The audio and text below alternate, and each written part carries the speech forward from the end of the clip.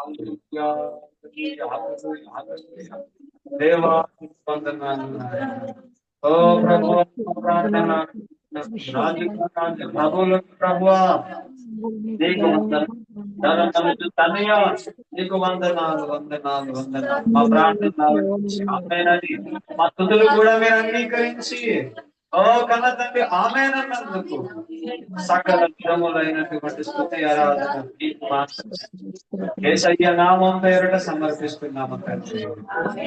ఆమేన్. కార్యక్రమాల్లో భాగంగా ఐజయ్ గారు ప్రార్థన చేస్తారు. తర్వాత నేరుగా సమయాన్ని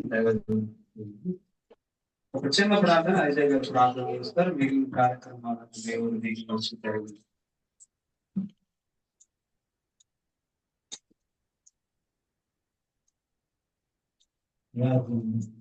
స్తోత్రమైన ఘనమైన తండ్రి నీకు వందనాలు స్తోత్రాలు. ఈ దేవనైనా సాయంకాల సమయంలో అయితే ఒక గృహంలో ఈ స్థలంలోనైనా మరి ప్రార్థన బుద్ధి ఉన్నారు. మరి మీకు తెలిసిన సర్వం తెలిసినటువంటి దేవుడు మరి ప్రారంభ ప్రార్థన మొదలుకొని ఎంతవరకు కొన్ని ప్రార్థనలు మీరు సహాయం అందించారు. మీకు వందనాలు. అలాగే నా తండ్రి ఇంకా మీరు చూడగా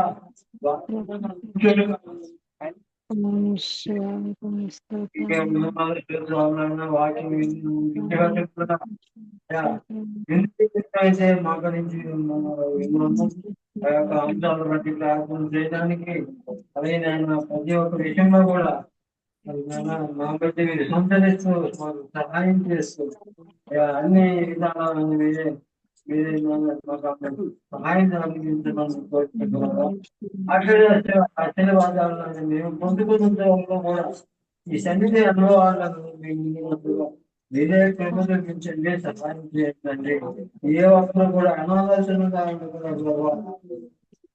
శ్రద్ధగా విని నేను ప్రతి ఒక్క విషయంలో కూడా జాగ్రత్త వస్తూ మళ్ళీ మాకు రాష్ట్రానికి అక్కడ కూడా ఉద్దేశండి, సహాయం చేయండి.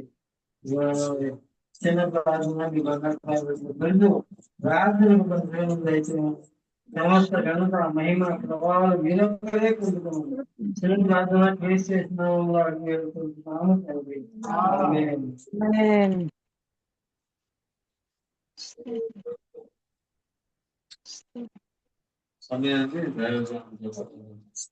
అమ్మా దయచేసి జూమ్ లో ఉన్నటువంటి వారు మైకులు ఆఫ్ చేయండి అమ్మా.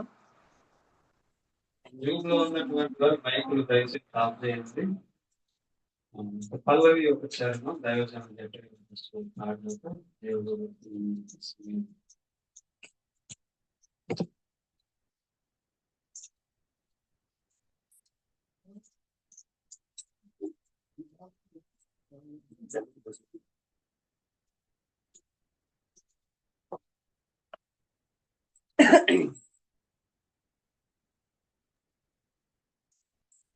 స్తోత్రం. హల్లెలూయా. ఇదే నా కోరిక నవ జీవన రాగమా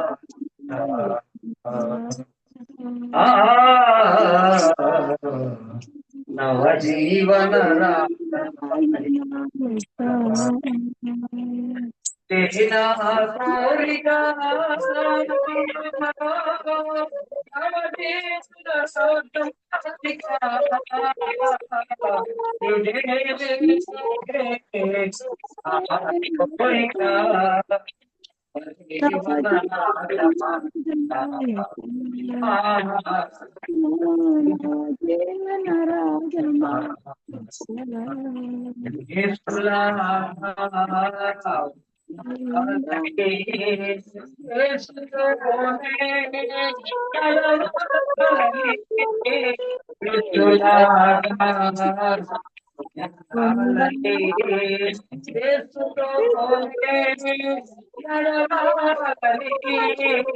కూర్చోవాలని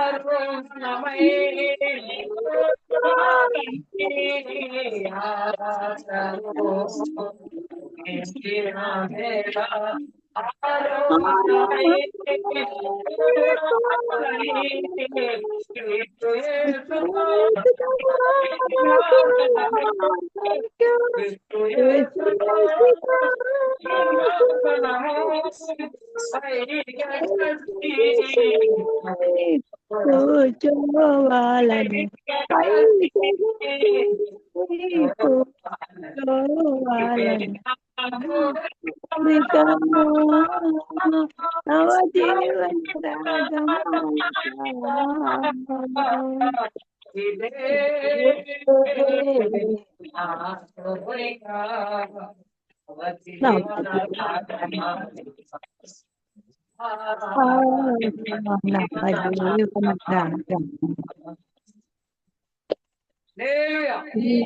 హల్లెలూయా.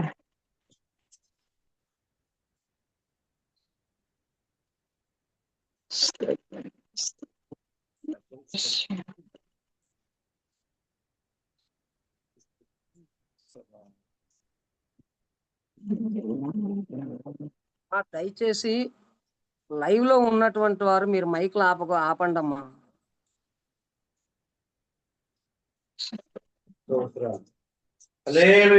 సారమ్మ నువ్వు మైక్ ఆపమ్మా. దేవుని మహాకృపను బట్టి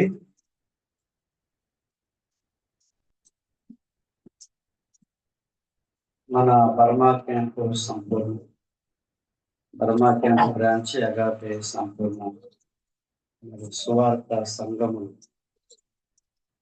26 సంఘాలు, 21 మంది సేవకుల ఆధ్వర్యంలో నడుస్తున్నటువంటి ఆవగించలాగా దేవుడు బర్మా క్యాంపులో చిన్నగా మొదలుపెట్టి మహావృక్షంలా కాకపోయినా దేవుడు 26 బ్రాంచ్లు వర్ధిల్లింపజేసి 21 మంది సేవకులను తయారు చేసి ఇంచుమించు 100 మంది పైగా అభిషిక్తులను దేవుడు ఏర్పాటు చేసుకున్నాడు. హల్లెలూయా. ఎంతమంది అభిషిక్తులు? 100 మంది దాటిస్తారు. చాలాసార్లు చాలా మంది అభిషేకాలు తీసుకున్నారు. వీరందరి పేర్లు మనము యానివర్సరీ రోజు అవన్నీ చెప్పడం జరుగుతుంది. అలాగ దేవుడు ఇంతమంది ఇంత అభివృద్ధి చెందడానికి, ఇంత క్షేమాభివృద్ధి పొందడానికి కారణము మెయిన్ మన సంఘములో ఇస్తున్నటువంటి ప్రాధాన్యత ఉపవాస ప్రార్థన. హల్లెలూయా. ఏ సంఘము ప్రార్థనలకు, ఉపవాస ప్రార్థనలకు, కన్నీటి ప్రార్థనలకు, అలాగే సువార్త కొరకు కనుక లోకల్లో సువార్త చేయాలి, పట్టణాలకు వెళ్ళి, రాష్ట్రాలకు వెళ్ళి సువార్త మీటింగులు ఇటువంటివన్నీ ఏర్పాటు చేయాలి. ఆ సంఘాలు ఈ ఉపవాస ప్రార్థన ద్వారా, సువార్త ద్వారా ఆ సంఘాలు క్షేమాభివృద్ధి పొందుతాయి. ఏ సంఘాల్లో ఉపవాస ప్రార్థన తక్కువైపోతాయో, ఏ సంఘాల్లో సువార్త చెప్పడము తక్కువైపోతుందో ఆ సంఘాల్లో గొడవలు ఎక్కువైపోతాయి. ఆ సంఘాలలో వచ్చినటువంటి వారు ఏమైపోతారు, వెళ్ళిపోతూ ఉంటారు అన్నమాట. ప్రార్థనలో ఉపవాసాలు ఎక్కువ జరుగుతుంటే గొడవలు ఉన్నా సరే దేవుడు దాన్ని ఏం చేస్తాడండి, శబ్దమని చేస్తాడు. యేసుక్రీస్తు వారు ఉన్న పడవలో కూడా ఏమొచ్చింది, తుఫాను వచ్చింది. ఉన్నాడు కదా యేసయ్య, అణిచివేశాడు. హల్లెలూయా. సంఘాల్లోని కుటుంబాల్లో గొడవలు రావడం అనేది ఆశ్చర్యపోనవసరం లేదు. ఎందుకంటే మనము సాతాను పరిపాలిస్తున్న లోకములో ఉన్నాము అనడానికి అలా జరుగుతూ ఉండాలి. కానీ ఆ సంఘములో, ఆ కుటుంబంలో యేసయ్య ఉంటే వచ్చినవన్నీ కూడా ఏం చేస్తాడు, అణిచివేస్తాడు, నిమ్మడం చేసి నడిపిస్తూ ఉంటాడు. హల్లెలూయా. అలాగా అభివృద్ధి చెందిన కారణంగా 40 దినాలు మరి ఉపవాస ప్రార్థనలు ఏర్పాటు చేయబడి అద్భుతముగా దేవుడు మరి 17 దినాలు మార్నింగ్ వరకు చాలా అద్భుతముగా దేవుడు నడిపించాడు. మరి దీనికి చాలా మంది కృషి ప్రయత్నాలు, ఎన్నో నిందలు పడిన వారు ఉన్నారు, ఎంతో త్యాగం చేసిన వారు ఉన్నారు. అలాగే ఎంతో దేవుడి సన్నిధికి ప్రాధాన్యత ఇచ్చినటువంటి వారు ఉన్నారు. కాబట్టి అలాగా చాలా మంది, తక్కువ మంది అయినా సరే మరి దేవుని యొక్క సన్నిధికి ప్రాధాన్యత ఇచ్చి, ప్రార్థనలకి ప్రాధాన్యత ఇచ్చి, వారి సొంత పనులు, ఇంటి పనులు, ఈ ఉద్యోగాలు, ఇతరత్ర పనులు తగ్గించుకొని, చాలా వరకు తగ్గించుకొని మరి దేవుడి సన్నిధిలోనే అధిక సమయం గడపాలి అని తీర్మానం చేసుకొని ఎంతో కన్నీటితో విజ్ఞాపనలు చేశారు 17 రోజులు. హల్లెలూయా. కాబట్టి మరి దీనికి దైవజనులు, సంఘ పెద్దలు ఉన్నారు, దైవజనులు ఉన్నారు, మీ అందరికీ తెలుసు. వారందరి కృషి ద్వారా 40 దినాలు ఉపవాస ప్రార్థనలు, 17 దినాలు మార్నింగ్ సెషన్ వరకు దేవుడు అద్భుతముగా జరిగించినందుకు 2 చేతుల పైకి వందనాలు చెల్లిద్దాం. హల్లెలూయా. మరి ఈరోజు దైవజనులు పాస్టర్ గారు జకరియా గారు గృహంలో జరగడానికి 17వ దినం సాయంకాలం 2వ సెషన్ ఇక్కడ జరగడానికి దేవుడు కృప చూపించారు. జకరియా పాస్టర్ గారు గురించి మనందరికీ తెలుసు. దేవునికి, సహవాసానికి, సంఘానికి, దర్శనానికి ఇచ్చినంత ప్రాధాన్యత మరి దేనికి కూడా ఆయన ఇవ్వడు.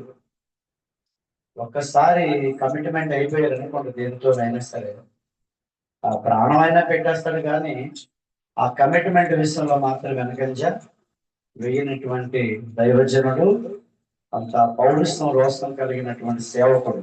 హల్లెలూయా.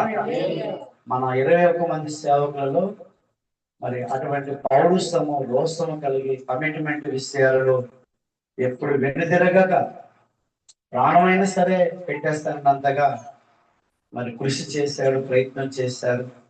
జకవాలో సంఘ నిర్మాణం అయింది, లోవాలోని సంఘ నిర్మాణం అయింది, కోడంలో కూడా మరి చర్చి కొరకు స్థలం కూడా దేవుడు ఏర్పాటు చేశాడు. హల్లెలూయా.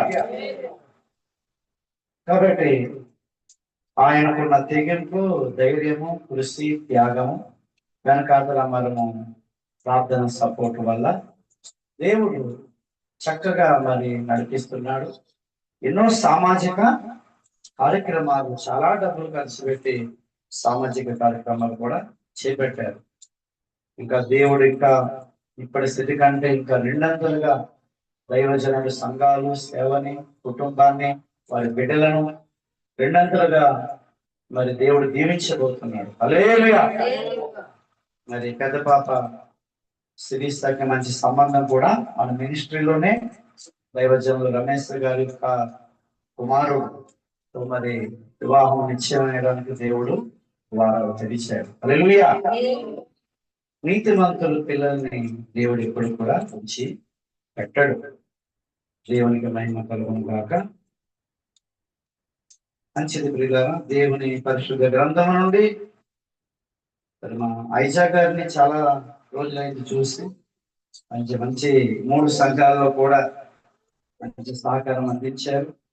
ఐజా గారిని చూస్తుంటే ఐజాక్ గారికి ఆ వయసు వరకు కూడా నేను కూడా అలాగా అని చూస్తుంటే ఆ వయసు వరకు నేను వచ్చినా సరే నేను ఆయనలో ఉంటాననే ధైర్యం నాకు వచ్చేస్తుంది. నా పక్కన చూస్తున్నారు కాబట్టి హల్లెలూయా. మంచిది. నిర్గమాకాండం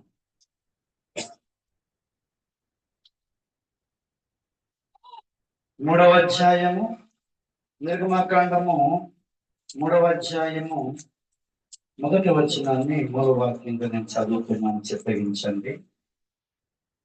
మోసే మిద్యాను యాజకుడైన ఇత్రో అను తన మామ మందను మేపుచు ఆ మందను అరణ్యము అవతలకు తోలుకొని దేవుని పర్వతమైన హోరేబుకు వచ్చెను.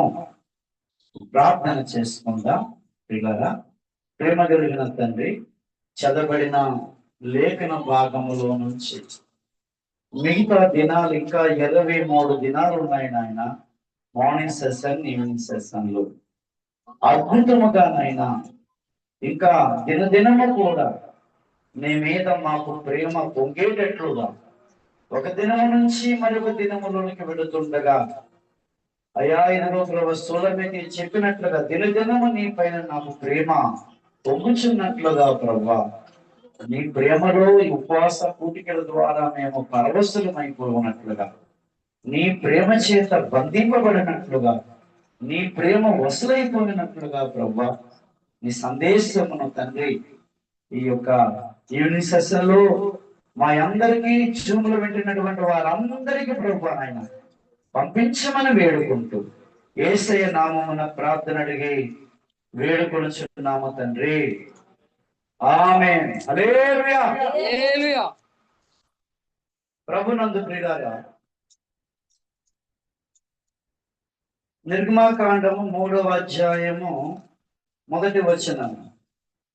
మోసే మిద్యాను యాజకుడైన ఇత్రో అను తన మామ మందను మేపుచు ఆ మందను అరణ్యము అవతలకు తోలుకొని దేవుని పర్వతమైన హోరేబుకు వచ్చెను. మనం చిన్న విషయాన్ని ఇక్కడ గమనించాలి. మామగారు మందలను మేపేటటువంటి విషయాలు ఒకటి మోసేకు, ఇంకోటి యాకోబు గారు కూడా ఉన్నారు కదండి. మామగారు మందలు మేపిన వాళ్ళు బైబిల్లో ఉన్నారు. ఒకటి మోసే గారు మామగారు మందలను మేపారు. రెండవది చెప్పాను కదా, యాకోబు కూడా మామగారు మందలను మేపారు. అయితే యాకోబు మామగారు మందల్ని మేపి మేపి మేపి తర్వాత అన్నమాట చాలా మందలు సంపాదించుకున్నాడు. హల్లెలూయా. మామగారు మందలు మేపి ఏం చేశాడండి? చాలా మందలను సంపాదించుకున్నాడు. మరి మోసేవని సంపాదించుకున్నాడా? ఇంకో విషయము, యాకోబు గారు 25 సంవత్సరాలే మందలు మేపాడు. ఎన్ని సంవత్సరాలు? 25 సంవత్సరాలే మందలు మేపి ఒక్క గొర్రె కూడా పట్టుకొని వెళ్ళలేదు. విస్తారమైనటువంటి మందలను ఏం చేశాడండి? తీసుకొచ్చాడు. 40 సంవత్సరాలు మోసే మేపాడు. ఒక గొర్రెను వచ్చిందా? ఏంటి తేడా మరి? అలాగే బైబిల్ చదువుతూ ఉంటాను. హల్లెలూయా. ఇందులోనే అంత 24 గంటలు నిజం చెప్తున్నానండి.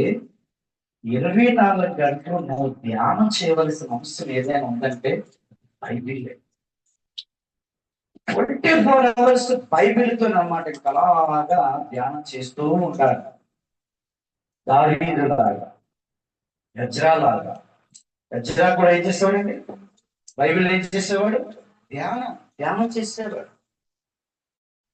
కాబట్టి ఎవరైతే దేవుని వాక్యాన్ని పోనీ చదవడం రాకపోయినా, చెప్పిన విషయాలైనా అలాగ ధ్యానిస్తూ ఉంటే చాలా విషయాలు దేవుడు ఏం చేస్తారంటే బయలుపరుస్తూ ఉంటాడు. హల్లెలూయా. సో బైబిల్ గ్రంథము మనకు దొరకడం అదృష్టం అన్నమాట. బైబిల్ గ్రంథం విలువ ఎవరికి తెలిసిందండి?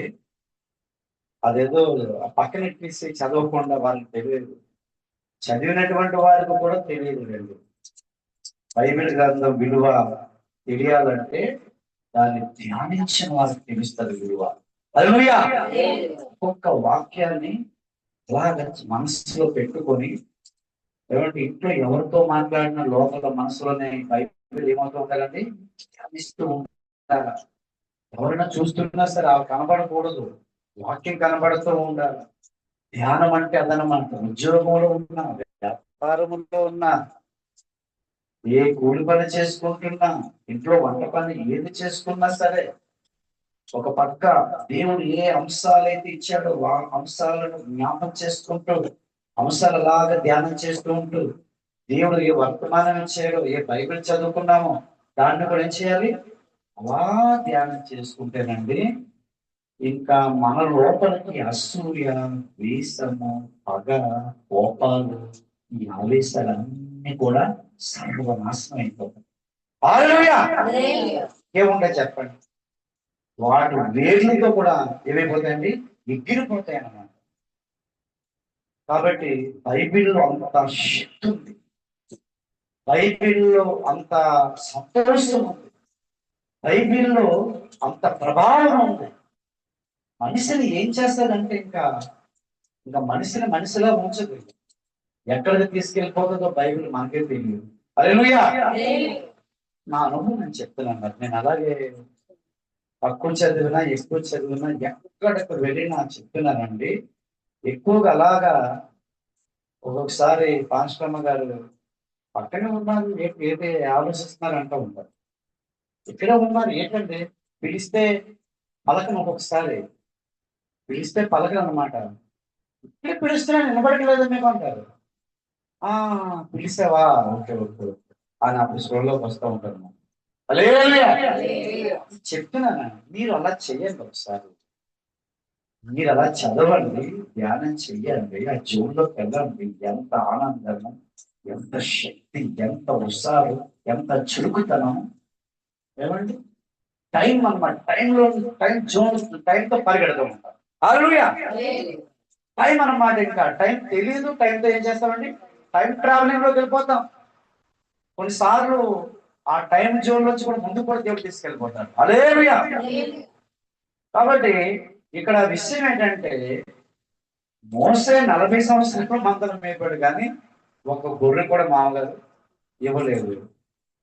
యాకోబు 25 సంవత్సరాల మామగారు మందరం మేపి విస్తారమైనటువంటి మందలను తెచ్చుకున్నారు.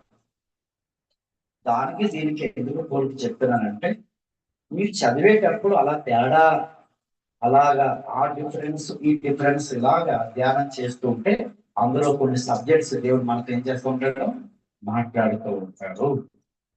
మోసే ఐగుప్తు దేశంలో 40 సంవత్సరాలు అన్ని సకల విద్యలను కూడా ఏం చేశారంటే అభ్యసించారు. ఐగుప్తు దేశంలో ఉన్న ఏ విద్యలో కూడా ఏమండి మోసే తెలియని విద్య లేదు. అన్ని విద్యలలో మళ్ళా ప్రావీణ్యుడు. 40 సంవత్సరాలు అక్కడ గడిపేశాడు. 40 సంవత్సరాలు గొర్రెలు కాశాడు. ఏమొచ్చిందంట, జాగ్రత్తగా ఆలకించండి. 40 సంవత్సరాలు విద్యానులు, మామగారి పేరు రాశారు కదా,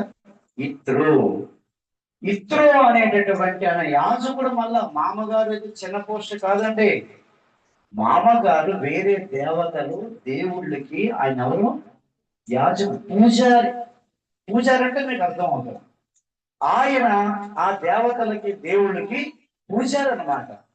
అయితే మోసే ఎప్పుడైతే ఆ సిప్పోరాని పెళ్లి చేసుకొని ఆ మామగారు మందలను మేపుతున్నారు, ఈ మోసే వచ్చినప్పటి నుంచి ఈ మోసే చేస్తున్న ప్రార్థన, ఈ వ్యక్తిత్వాన్ని గమనించి ఆయనకి ఏం కలిగిందంటే, ఆ దేవతలకు దేవుళ్లకు పూజారైనటువంటి యాజకుడైనటువంటి ఆ ఇత్రుడు మొత్తం అంతా విడిచిపెట్టేసి మోసేతో పాటు నిజమైన దేవుడి దగ్గరికి వచ్చేసాడు. హల్లెలూయా. చూసారండి, 40 సంవత్సరాలలో మొట్టమొదటిగా జరిగిన కార్యం ఏంటంటే ఆ గొర్రెలు మేపడం ద్వారా మామగారు ఎవరి వైపు తిరిగారు చెప్పండి, రిఫరెన్స్ చూపించమంటారా? సరే, నిర్గమాకాండము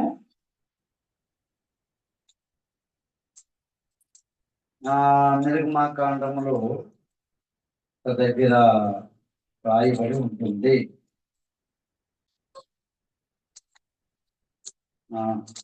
చూడండి, నిర్గమాకాండము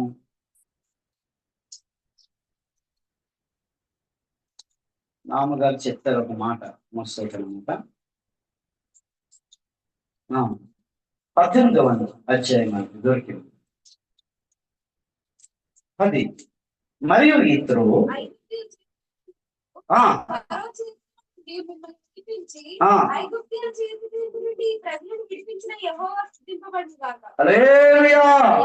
మామగారు చూడండి ఎలా తెలుసుకున్నారు. తర్వాత 11 చదవమ్మా.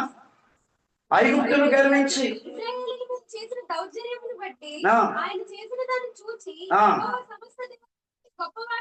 ఇప్పుడు నాకు తెలిసినదనను.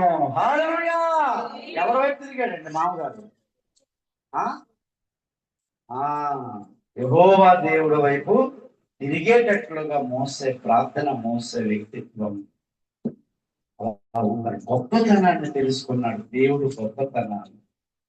కాబట్టి ప్రభునందు ప్రియులారా, మనం ఏ ఇంట్లో ఉన్నా, ఏ కుటుంబంలో ఉన్నా, మన కుటుంబీకులకు దేవుని గొప్పతనాన్ని చేయాలి, తెలియపరిచే భక్తి చేయండి. హల్లెలూయా. దేవుడు పరువు తీయకండి. చెప్పే విషయం ఏంటంటే, దేవుడు ఆ కుటుంబంలో ఉండి దేవుడి పరువు తీసే మాటలు, దేవుడి పరువు తీసే గొడవలు, దేవుడి పరువు తీసేటటువంటి విషయాలు, దేవుడికి అవమానం తీసుకొచ్చేటటువంటి విధంగా ఆ కుటుంబంలో కానీ, ఆ సంఘములో కానీ, సమాజంలో కానీ ఎప్పుడు చేయకూడదు.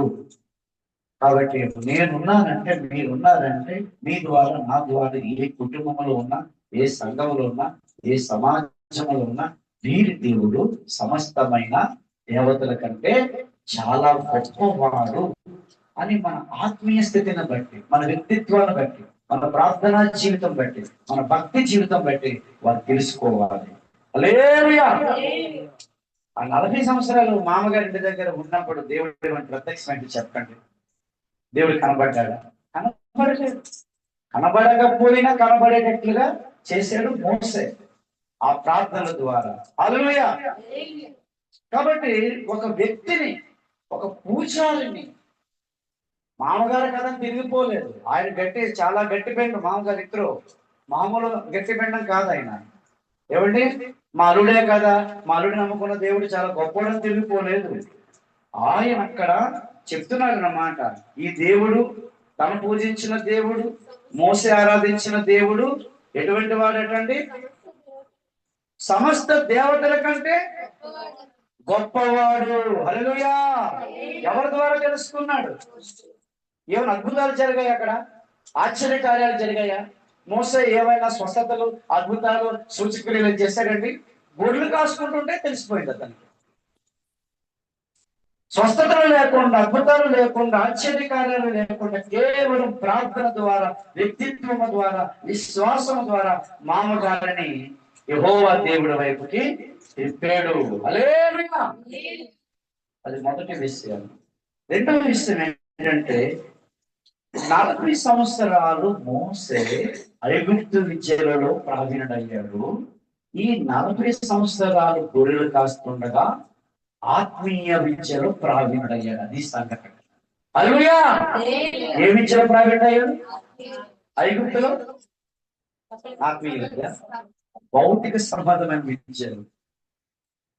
ఏడు ప్రభు 40 సంవత్సరాలు గొర్రెలు కాయాలి అని ఎప్పుడు అందరినీ మోసే ముందా, లేకపోతే అబ్రహాం, ఇస్సాకు, యాకోబు ముందా? చెప్పండి. అబ్రహాం, ఇస్సాకు, యాకోబు తర్వాత మోసే, లేకపోతే మోసే తర్వాత అబ్రహామా? చెప్పాల. అబ్రహాం, ఇస్సాకు వాళ్ళందరూ ఆదికాండం అండి, నిర్గమకాండం ఆ పుస్తకం మీద తర్వాత పుస్తకం కదా. వాళ్ళందరూ ఎక్కడ ఉన్నారు? ఏ పుస్తకంలో ఉన్నారు? ఆదికాండంలో ఉన్నారు. మోసే ఎక్కడ? నిర్గమకాండంలో స్టార్ట్ అయినాడు. ఎవరు సీనియర్? అబ్రహాము, ఇస్సాకు, యాకోబు సీనియర్. మరి యాకోబు గురించి మోసేకి తెలుసా లేదా? ఏమయ్యా 25 సంవత్సరాలు యాకోబు గొర్రెలు కాస్తేనేమో గొర్రెలు వచ్చాయి, అవి వచ్చాయి, ఇవి వచ్చాయి.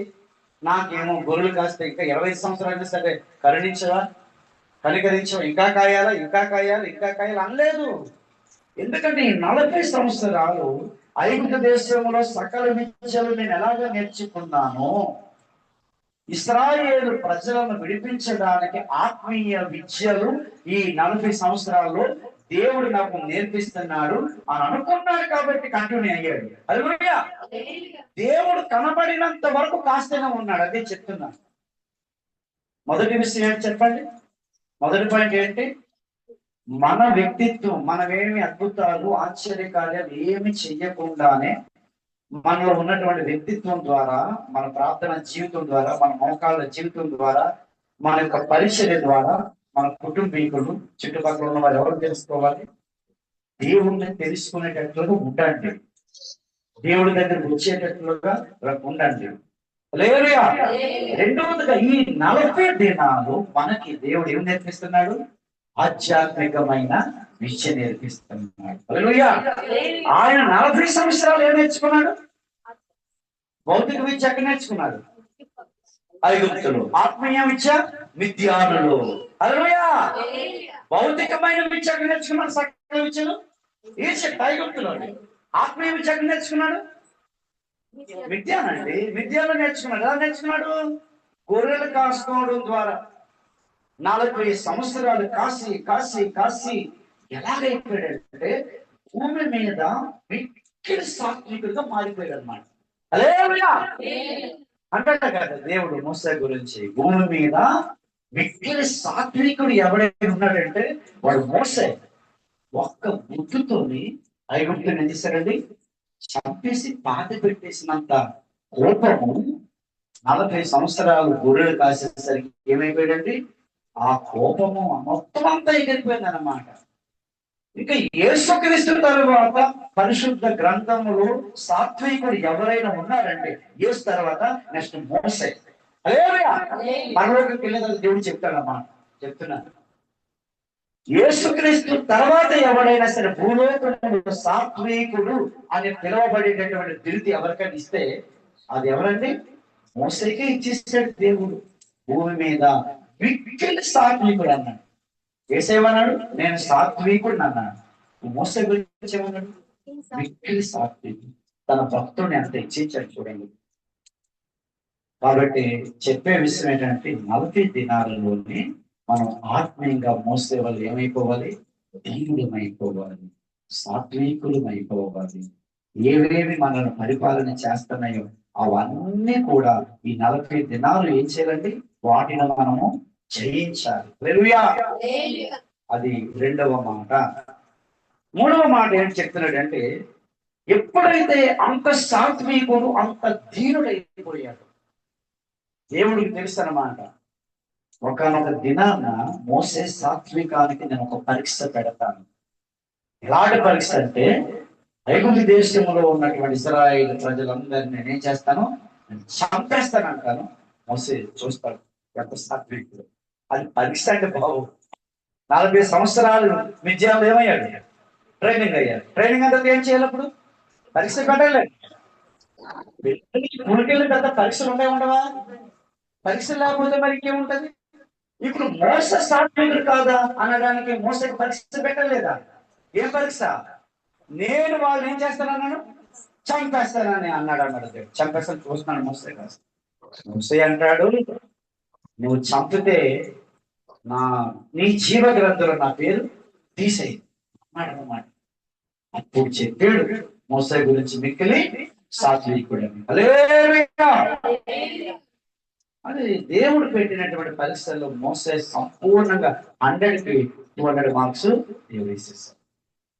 ఇక్కడ ఒక పర్వతం గురించి మనము చూద్దాం. అలాగ గొర్రెలు కాసుకుంటూ మందను మేపుకుంటూ ఎక్కడికి వచ్చాడు? హోరేబ్ అనే మాటకు అర్థం ఏంటంటే అది నిర్మానుష్యమైన భూమి. అంటే దేనికి ఎవ్వరికి ఎందుకు పనికిరాని బంజర భూమి అని అర్థం. హోరే అనే మాటకు అర్థం తెలుసా? బంజర భూమి, ఎవ్వరికి ఎన్నటికి ఎప్పటికీ పనికిరాని నిర్మానుష్యమైన భూమి, పనికిరాని భూమి హోరేబ్ అనే మాట కనమాట. ఆ పనికిరాని భూమిని దేవుడు, నిర్మానుష్యమైనటువంటి భూమిని, బంజర భూమిని దేవుడు ఏం చేశాడు? ఆ కొండకి ఏం పేరు పెట్టాడు? హోరేబుకి దేవుని పర్వతము. హల్లెలూయా. మనకు కూడా ఒకప్పుడు ఎందుకు పనికిరాని వారము, ఎన్నిక లేని వారము, తృణీకరించబడిన వారము, కాబట్టి వెలివేయబడినటువంటి వారు, నీచులము, అసహ్యమైన శత్రువులు, ఎన్నిక లేని వారము, తృణీకరించబడిన వారము, నీచులము, అసహ్యమైన హోరేబులు మనమే. హల్లెలూయా. జాగ్రత్త కలిగించాలి. హోరేబులము మనమే. కానీ హోరేబులు దేవుడు ఏం చేయాలనుకున్నాడు తెలుసు? ఈరోజు దేవుని పర్వతముగా మార్చాలనుకుంటున్నాడు. అది ఈ రోజు దేవుడు పంపుతున్న మెసేజ్. హల్లెలూయా.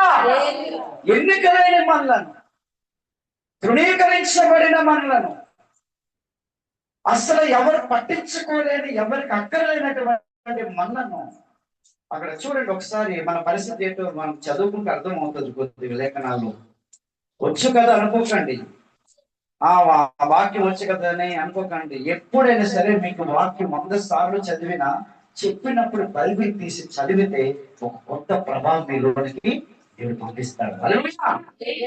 ఈ మాట మాకు తెలుసులే, బైబిల్ తెలవక్కర్లేదులే, చెప్తారులే, అదే కదా మాట కదా అని అనుకుంటున్నావని చెప్తున్నాను. ఆ రోజు నేను రావాల్సిన ప్రభావం ఇక రాదు.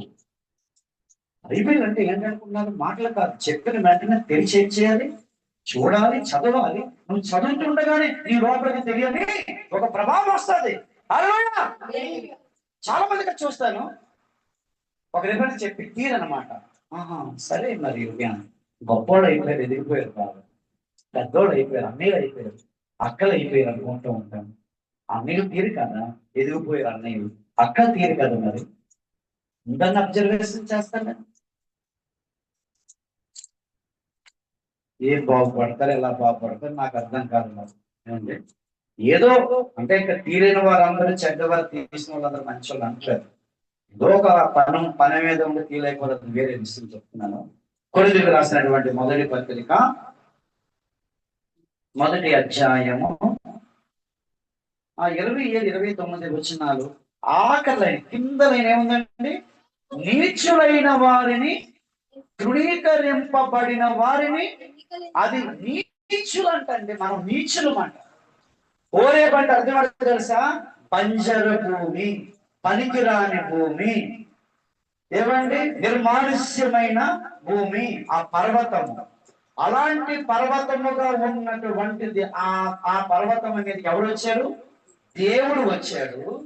అప్పుడు ఏమైపోయింది?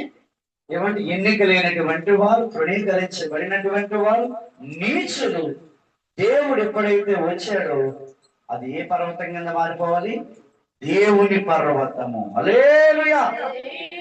ఈరోజు దేవుడి పర్వతముగా మనం అందరము, హోరేబ్ అనగా దేవుడి పర్వతంగా మనం అందరం ఏమైపోవాలి? మారిపోవాలి. అంటే మొట్టమొదటగా చూడండి, మొదటి లక్షణం చదవండి, 2వ వచనం చదవండి. ఒక పొద నడిమిని అగ్ని జ్వాలలో, నిర్గమకాండం 3:2. యెహోవా దూత అతనికి ప్రత్యక్షమాయెను. అతడు చూచినప్పుడు అగ్ని వలన ఆ పొద మండుచుండెను, గాని పొద కాలిపోలేదు. అప్పుడు మోసే ఆ పొద ఎలా కాలిపోలేదు? అది దేవుని పర్వతముగా నువ్వు ఎప్పటికైనా హోరేబుగా పిలువబడాలి అనుకుంటే నువ్వు కాలిపోకూడదు. ఏ శ్రమలు కానీ, ఏ నిందలు కానీ, మంచి భర్త దొరకవచ్చు, దొరకకపోవచ్చు, కాలిపోవచ్చు. మంచి పిల్లలు దొరకవచ్చు, దొరకకపోవచ్చు. మంచి ఫ్యామిలీ దొరకవచ్చు, దొరకకపోవచ్చు. ఏ శ్రమైనా, ఏ ఇబ్బంది అయినా, ఏ కష్టమైన, నష్టమైన, దుఃఖమైన, గుండుకోతైనా, ఒంటరితనం సరే, నువ్వు కాలిపోకుండా నువ్వు ఉండగలిగినప్పుడే నువ్వు అనేక మంది నువ్వేం చేస్తావు? దేవుని పర్వతం ఎలాగ ఆకర్షించబడిందో ఈ ప్రపంచానికి నిన్ను దేవుడు ఆకర్షించేటట్టుగా చేస్తాడు. హల్లెలూయా. చాలా మంది కాలిపోతూ ఉంటారు. కాలిపోవడం అంటే అర్థం ఏంటి? ఏ శ్రమ వస్తుందో ఆ శ్రమకి దొరికిపోవడం, ఏ నింద వస్తే ఆ నిందకు దొరికిపోవడం, ఏ దుఃఖం వస్తే దుఃఖానికి దొరికిపోవడం. కాబట్టి కాలిపోయే పొదల్లాగా ఉండకండి. కాలిపోయే పొదల్లో దేవుడు ఉండడు. దేవుడు ఎక్కడ ఉంటాడంటే ఆ అగ్ని జ్వాలను దేవుడు పంపిస్తాడు. ఆ అగ్ని వంటి మహాశ్రమలు, హల్లెలూయా, అగ్ని వంటి మహాశ్రమలలో నువ్వు ఎలా ఉండాలి? కాలిపోకుండా ఉండాలి. అప్పుడు నీ పేరు ఏం పేరు? ఇప్పుడు చెప్పాను కదా, ఓరే హల్లెలూయా. కాలిపోయే వాళ్ళందరూ ఏమంటే ఓరేప కాదు, ఇంకో పేరు పెట్టుకోవాలి, సొంత పేరు. చూడండి ఆ మాట పేతురు రాసినటువంటి మొదటి పత్రిక,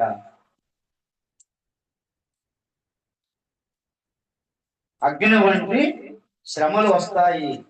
ఎఫెసీయులకు రాసిన పత్రికలో కూడా ఉండదు. అగ్ని వంటి బాణాలు వాడు ఏం చేస్తాడండి? వేస్తాడు. వాడు అగ్ని వంటి బాణాలు వేస్తాడు. కాలిపోక అగ్ని వంటి మహాశ్రమలు వస్తాయి, కాలిపోకూడదు. మొదటి పత్రిక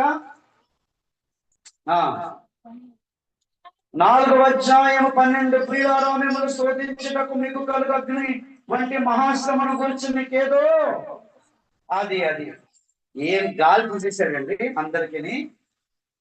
పేదల భక్తులు ఏం చేశారండి? గాలి తీసేసాడే లేదా? మాకు అది వచ్చింది, ఇది వచ్చింది అని అంటా ఉంటే పేదరు ఏమన్నాడండి? ప్రియులారా, చక్కగా పేరెట్టి పిలుస్తున్నాడు. ఏమనండి? ప్రియులారా, మిమ్మల్ని శోధించుటకు మీకు కలుగుచున్న అగ్ని వంటి మహాశ్రమను గురించి. నీకు వచ్చే శ్రమ ఏ శ్రమ? అగ్ని లాంటి శ్రమే. నువ్వు కాలిపోయే శ్రమే, అగ్నే. మంచిదే, కానీ ఆ శ్రమ వచ్చింది కరెక్టే, కానీ మీకు ఏదో పెద్ద ఎంత జరుగుతున్నట్లుగా ఏంటి? ఆ ఏడుపు ఏంటి? ఆ ప్రసారాలు ఏంటి? ఆ గోళ ఏంటి? ఆ చెప్పుకోవడం ఏంటి? ఆశ్చర్య పడకండి అంటున్నాడు. ఆశ్చర్యపడమన్నాడా? ఆశ్చర్య పడకుడి. హల్లెలూయా. మన దేవుడి పేరు ఏం పేరు? ఆశ్చర్య కలుగు. ఇలాగా శ్రమలలోని మనం అన్నమాట, వింత జరిగింది, ఏదో నాకే వచ్చేసింది, నా కుటుంబానికి వచ్చేసింది, నా బ్రతికే వచ్చేసింది, కుయ్యో పొడవ అరుస్తూ ఉంటే ఆశ్చర్యకరుడికి ఏమనిపిస్తుంది? ఆశ్చర్యం అనిపిస్తుంది. నా కూతురేనా ఈవిడ? నా కొడుకేనా? నేను కన్నోడేనా? నా బీజం ఉందా వీడికి? ఈవిడికి నా యొక్క బీజం ఉందా? నా వాక్యం ఉందా? అయితే వేరే బీజానికి పుట్టిందా ఈవిడ అని ఆశ్చర్యపోతాడట ఆయన. వింటున్నారా? వింటలేదా? అది అలా ఉండాలి. హల్లెలూయా. ఏదో వింత జరుగునట్లుగా ఆశ్చర్యపోకూడదు. ఎప్పుడైతే పొద కాలిపోలేదు, మోసకి ఏమనిపించింది? అది వింత అనిపించింది. హల్లెలూయా. ఇన్ని మహాశ్రమలలో కూడా నా కూతురు అస్సలు ఎలా ఉందంటే కాలిపోయినటువంటి పొదలా ఉంది. కాబట్టి ఇది వింతే అని దేవుడు అనుకోవాలి. హల్లెలూయా. శ్రమల గురించి నీవు వింత అనుకోకూడదు. శ్రమలో నువ్వు కాలిపోవడమే దేవుడికి ఎలా ఉంటది? అది వింతలాగా ఉండాలి. హల్లెలూయా. వాళ్ళు ఎవరంటే హోరేబు పర్వతంలా మారిపోతారు. దేవుని పర్వతాలని పేరు పెడతాడు దేవుడు. హల్లెలూయా. షార్ట్ కట్ లో చెప్పేస్తాను, నెక్స్ట్ ముందుకు వెళ్ళిపోతాం. రెండవ పాయింట్ అంటే ఇందాక రెండు మాటలు చెప్పాను, అవి పాయింట్లు కాదు, అవి బూస్టులు అన్నమాట. హల్లెలూయా. ఏమంటారు దాన్ని? ఏదో మనం కొనుక్కుంటే ఎగస్ట్రా ఏమిస్తారు? షాప్కి వెళ్ళి బంగారం కొనుక్కుంటే ఎవరి తులం బంగారం కొనుక్కున్నారా? ఈ చీటీ పట్టుకెళ్ళి అక్కడికి వెళ్ళండి, పొక్కరిస్తారండి. పొక్కరిస్తారు, లేకపోతే ఏమిస్తారండి? హాట్ ప్యాక్ లో ఇస్తారండి. అలా బూస్టులు అనమాట. మొదటి 2 పాయింట్లు ఏంటి చెప్పండి? బూస్టులు. ఇప్పుడు మొదటి పాయింట్ ఏంటి చెప్పండి? ఓరే బట్ అర్థం ఏంటి? వింటున్నారా? ఓరే బట్ అర్థం ఏంటి? కాలిపోకూడదు నువ్వు. అగ్ని లాంటి మహాశ్రమలలోని దేవుడికే ఆశ్చర్యం కలిగించినట్లుగా ఉండాలి. వాడు అగ్ని బాణాలు వేస్తాడు. ఎఫెసీయులకు రాసిన పత్రికలోని ఎవరండి? సాతానుడు ఏం చేస్తారండి? అగ్ని వంటి బాణాలు. అగ్ని అంటే ఏం చేస్తుంది? గుండెని ఏం చేస్తాడు? కాల్చేస్తాడు అనమాట. నీ ఆలోచన, నీ తలంపులు, నీ బ్రతుకును కాల్చేసేటంత శ్రమలు వచ్చినప్పటికీ కూడా నీవు కాలిపోకుండా ఉండగలిగితే అందరూ ఆశ్చర్యపోతారు. హల్లెలూయా! ఇన్ని శ్రమలలో నువ్వు ఎలా ఉన్నావు? మేమంటే చచ్చిపోయే వాళ్ళము, ఉరేసేసుకునే ఉండేవాళ్ళము, బ్రతికి ఉండేవాళ్ళం కాదు. ఎలా బ్రతుకుతున్నావు నాకు ఆశ్చర్యం అనిపిస్తుంది. నువ్వు ఎవరు నమ్ముకున్నావా? దేవుడు చాలా గొప్పోడు. మా దేవతలు దేవుడు మేము నమ్ముకున్నాము చచ్చిపోవాలనిపిస్తుంది. కానీ నీ దేవుడు నువ్వు నమ్ముకున్నావు, నీ దేవుడే గొప్పోడు అని ఆశ్చర్యపోవాలి వాడు. హల్లెలూయా! అది మొదటి విషయం. అలాంటి సాక్ష్య జీవితాన్ని మనం కలిగి ఉందాం. నిర్గమకాండములో చూడండి, ముందుకు వెళదాం. 17వ అధ్యాయము నిర్గమకాండము 6వ వచనము. ఇదిగో అక్కడ హోరేబులోని బండ మీద, అది మరలా దేవుడు హోరేబు పర్వతం అంటే ఒక పాయింట్ అయిపోదు, ఒక లక్షణంతో అయిపోదు. ఇక్కడ హోరేబులోని ఏం చేస్తున్నాడు దేవుడు? ఎదురుగా నిలిచి, హోరేబు కొండ దగ్గర నేనేం చేస్తాను? ఎదురుగా నిలిచి నువ్వేం చేయాలి? బండను కొట్టాలి. ఆ బండలో నుంచి ఏమొస్తాయి? నీళ్లు త్రాగాలి. ఎందుకు ప్రభు? నీళ్లు తాగేం చేయాలి? నీళ్లు త్రాగిన తర్వాత ఒక పని చెయ్యాలి. 8వ వచనం చదవండి. తరువాత అమాలేకులు నీవు ఎప్పుడైతే హోరేబులో చేర్చబడినటువంటి పరిశుద్ధ జలములు తాగుతారు, ఈ 40 దినాలు ఉపవాస కూడికలలో పరిశుద్ధాత్మ అభిషేకం, పరిశుద్ధాత్మ జలములు మనం త్రాగాలి. హల్లెలూయా! వాక్యమైన జలములు తాగు, ప్రార్థన జలములు, అభిషేకమైన జలాలు త్రాగాలి. ఎందుకు? అమాలేకులతో గొప్ప పోరాటం ఉంది. హల్లెలూయా! ఎవరితో పోరాటం ఉంది? అమాలేకులు ఉన్నారు. దేవుడు వాళ్ళు ఆపుతున్నారు, ఆగండి ఆగండి ఆగండి ఆగండి. ఇంకా నా పిల్లలు ఏం చేయలేదు? రెఫదేం దగ్గరికి రాలేదు. హోరేబు కొండ దగ్గర రావాలా? బండలో నుండి ఏం చేయాలా? నీళ్లు త్రాగాలా? అప్పుడు యుద్ధానికి వచ్చేసారనుకో, వాళ్ళకి పరిశుద్ధాత్మ అభిషేకం, పరిశుద్ధాత్మ వరములు, పరిశుద్ధాత్మ ఫలము, పరిశుద్ధాత్మ నింపుదల లేకుండా మీరు వచ్చేసారనుకోండి, వాళ్ళు పూర్తిగా ఓడిపోతారు. ఇక్కడ ఏం జరిగింది? అంత జలాలు తాగినప్పటికీ కూడా ఈ మోసే ఆరోను ఊరు చేతులు పైకెత్తితేనే వీళ్ళు ఏం చేశారు? గెలిచారు. చేతులు దించేస్తే జలాలు తాగినప్పటికీ కూడా ఎవరి మీద ఆధారపడి ఉన్నారు? మోసే మీద. వాళ్ళ గెలుపు ఆరోను మీద, ఊరి మీద ఉంది. హల్లెలూయా! బుర్ర పాడైపోతే వాక్యం చదివినప్పుడు. పరిశుద్ధాత్మ జలాలు తాగిన తర్వాత మోసే చేతులు ఎత్తడం ఏంటి? జలాలు తాగారు కదా. పరిశుద్ధాత్మ దేవుడు గొప్పడా, మోసే గొప్పడా? చెప్పండి. అని పరిశుద్ధాత్మ జలాలు తాగినా సరే విజయం ఎవరి మీద ఆధారపడి ఉంది? మోసే మీద. ఆల్రెడీ మోసే ఎక్కడికి వెళ్ళాడు? హోరేబు దగ్గరికి వెళ్ళాడు. హల్లెలూయా! హోరేబు దగ్గరికి వెళ్ళాడు కాబట్టి మోసే మీద విజయం ఆధారపడి ఉంది. హల్లెలూయా! మోసే అంటే ఎంచకాలపు మోసే మన ప్రవక్త మీదే విజయం ఆధారపడి ఉంది. హల్లెలూయా! ఎవరు నమ్ముతారో నమ్మడో ఏదో తింటే నాకు అనవసరం. ఎలా ఉందో వాక్యం అలాగే చెప్తాను, నేను అంతే చెప్తున్నాను. అర్థమైందండి? అందరూ నమ్మరని నాకు తెలుసు. ఎవరో ఒకరు ఇద్దరు నమ్మినా చాలు వర్తమానానికి దేవుడి దగ్గర చాలా బహుమానం దొరుకుతుంది మనకి. హల్లెలూయా! పరిశుద్ధాత్మ జలములు ఇంపార్టెంటే. నువ్వు పరిశుద్ధాత్మ అభిషేకం పొందిసుకొని, వరాలు పొందిసుకొని, నాకు పరిశుద్ధాత్మ దేవుడు బయలుపరిచేస్తున్నాడు, వాక్యం చెప్పేస్తున్నాడు, జ్ఞాన వాక్యం, బుద్ధి వాక్యం వచ్చేసింది, పరిశుద్ధాత్మ అభిషేకం వచ్చేసింది, శక్తి వచ్చేసింది అని అనుకొని మోసే చేతులు ఎత్తకుండా అమాలేకులతో నువ్వు ఎప్పటికీ కూడా విజయము సాధించలేరు ఎవరు కూడా ఈ ప్రపంచంలో. ఏ డినామినేషన్ కూడా, ప్రతి డినామినేషన్ కి ఎవరు కావాలా? మోసే చేతులు ఎత్తినటువంటి అనుభవం కావాలి. ఎందుకు? ఆల్రెడీ మోసే హోరేబు కొండ దగ్గరికి వెళ్ళి దేవుడు దర్శనాన్ని పొందుకుంటున్నాడు. హల్లెలూయా! కాబట్టి ప్రభువునందు ప్రియులారా, ఆ రీతిగా అమాలేకులతోని యుద్ధం నాకు మనం ఏం చేయాలి? చెప్పండి. 40 దినాలు ప్రార్థన అయిపోయిన తర్వాత యుద్ధం ఉంటుందా? మరి ఏంటనుకుంటున్నారు? 40 దినాలు వాక్యం అనే జలాలు, స్తుతి ఆరాధన, అభిషేకం, వరములు ప్రజ్వలింపబడుతున్నారు. ఏమంటే 40 అంశాల్లో రాశాను కదా. ఒక అంశం ఏం రాశాను చెప్పండి?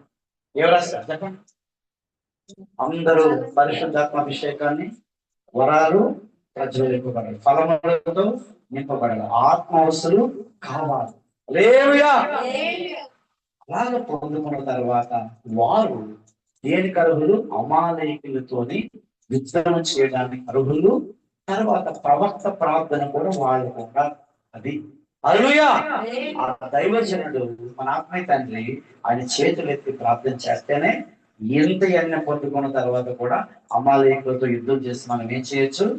గెలవచ్చు. ఎవరి అమాలేకులు అంటే భూమి మీద దేవుని యొక్క సింహాసనాన్ని లేకుండా చేస్తాము అని కంకణం కట్టుకున్న వాళ్ళే అమ్మాలి. మన భారతదేశంలో కంకణం కట్టుకున్నారు కదా. ఏ కంకణం కట్టు? బైబిల్ లేకుండా చేస్తానన్న ఒకరు వాళ్ళే అన్నారు. ఏమంటే మొత్తం క్రైస్తవులు లేకుండా చేస్తాం, చర్చిలు లేకుండా చేస్తాం అని విర్రవెగుతున్నారు. అటువంటి వాళ్ళందరితో మనం ఏం చేయాలండి?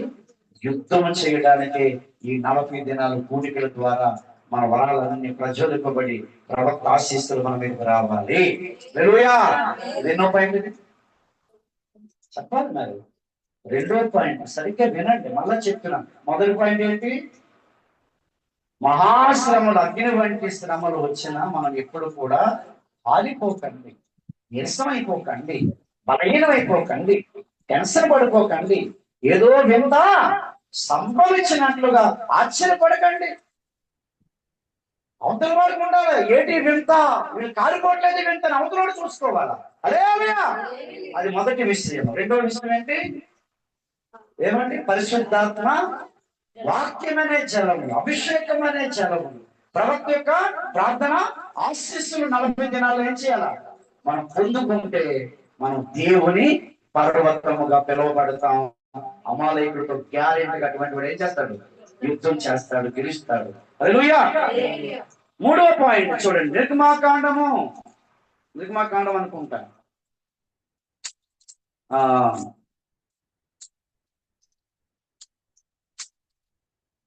ద్వితోపదేశకాండం చూడండి. లేకపోతే నిర్గమాకాండంలో ఒక పాయింట్ వదలకూడదు. ఏ పాయింట్ కూడా వదలకూడదు. మనం అన్ని జాగ్రత్తగా ఆలకించాలి దేవుడు ఇస్తున్న సందేశాలు. 20వ అధ్యాయం అనుకుంటా చూడండి.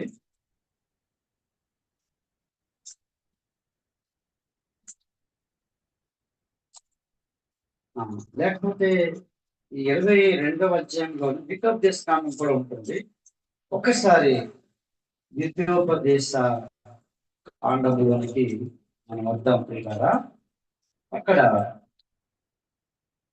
దేవుడు వీరితో అగ్నిలో నుండి దేవుడు మాట్లాడేటటువంటి సంఘటన దొరికింది. 4వ అధ్యాయము 15వ వచనం చదవండి దయచేసి. హోరేబులో యెహోవా అగ్నిజ్వాల మధ్య నుండి ఎంత గొప్ప ఆశీర్వాదం అండి. ప్రపంచ చరిత్రలో దేవతలు, దేవుళ్ళు అని పిలువబడుతున్నటువంటి వారు ఎంతమంది ఉన్నారు? వాళ్ళందరూ కూడా దిగిపోవలసినటువంటి ఒక విషయం.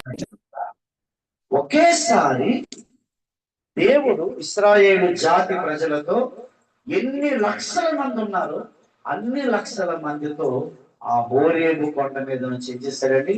అగ్ని జ్వాలగా ఏం చేస్తాడండి? మాట్లాడాడు. మాట్లాడి ఏమంటాడు తెలుసా?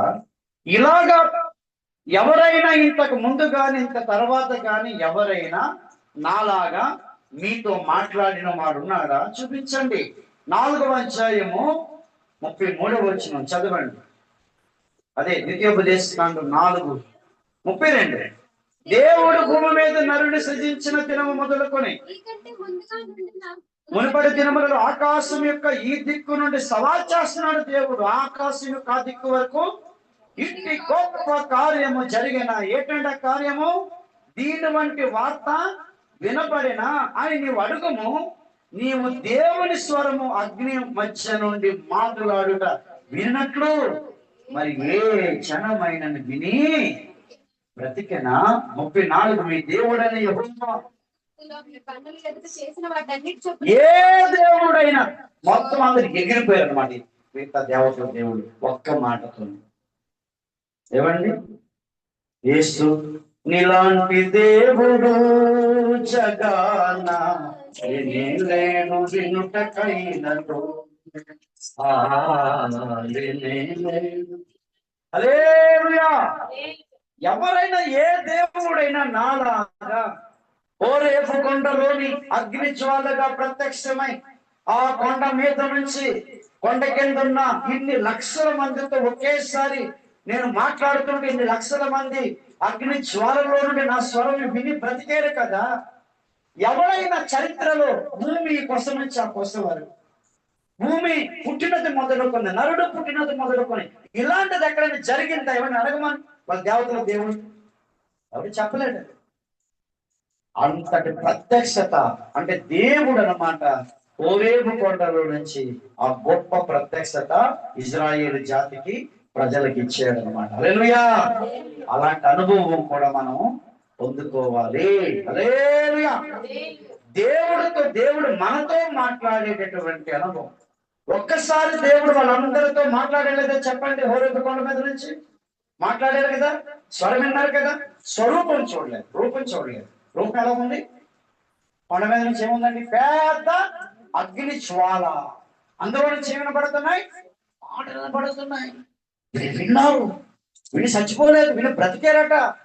ఎంత ధన్యులు మన పితరులు అరణ్య యాత్రలు విన్నటువంటి దేవుడి మాటలు డైరెక్ట్ గా చూస్తుంది. ఒక్కొక్కసారి అది చూస్తుంటే అలా ఏడుకొస్తా ఉంటుంది. ఎంత గొప్పోళ్ళు. ఆకులు రాలినట్లుగా రాలిపోయినప్పుడు కూడా వాళ్ళు దేవుడు స్వరం అయితే విన్నా. ఏదో ఒక్కడు ఏదో ఆదాం విన్నట్లుగా ఏదో నోవాహు విన్నట్లు కాదు కదా.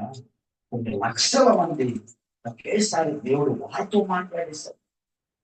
మోసేతో మాట్లాడి మోసే మాట్లాడి చెప్పేవారు కాదు. డైరెక్టర్ గా నా ప్రజలతోని నేనేం మాట్లాడతాను. ఎంత ప్రేమ దేవుడికి. హల్లెలూయా. మోసే నువ్వు కాదు నేనట్టుగా మాట్లాడతాను. 2 దినాలు వాడు ఏం చేయాలా? నువ్వు సిద్ధపడాలి. నిర్గమకాండలో ఇందాక అదే మాట తీద్దాం అనుకున్నాను. 2 దినాలు వాడు సిద్ధపడాలి. 3వ దినము నేను దిగి వచ్చే దినము. 3వ దినం ఏం చేస్తాను? హోరేబు కొండ. ఇంకో విషయం తెలుసా? హోరేబు కొండ అన్న సీనాయి కొండ అయినా పక్క పక్కనే ఒకే కొండలు 2 భాగాలు. పై భాగము హోరేబు కొండ, కింద భాగము సీనాయి కొండ. దేవుడు ఎప్పుడైనా అవకాశం ఉంటే 2 కొండల భాగాలు ఎందుకు విడదీస్తారు అది కూడా చెప్తాను. హల్లెలూయా. ప్రత్యక్షతలు మర్మాలు గోల్డ్ ఉన్నాయి. పట్టుకొని చదవండి, తినియండి, నవ్వునియండి, మింగియండి. సోమరులాగా బద్దకస్తులాగా ఉండకండి చెప్తున్నాను. బైబిల్ ఎవరు ఎంత చదువుతారో అంత జ్ఞానం వస్తుంది.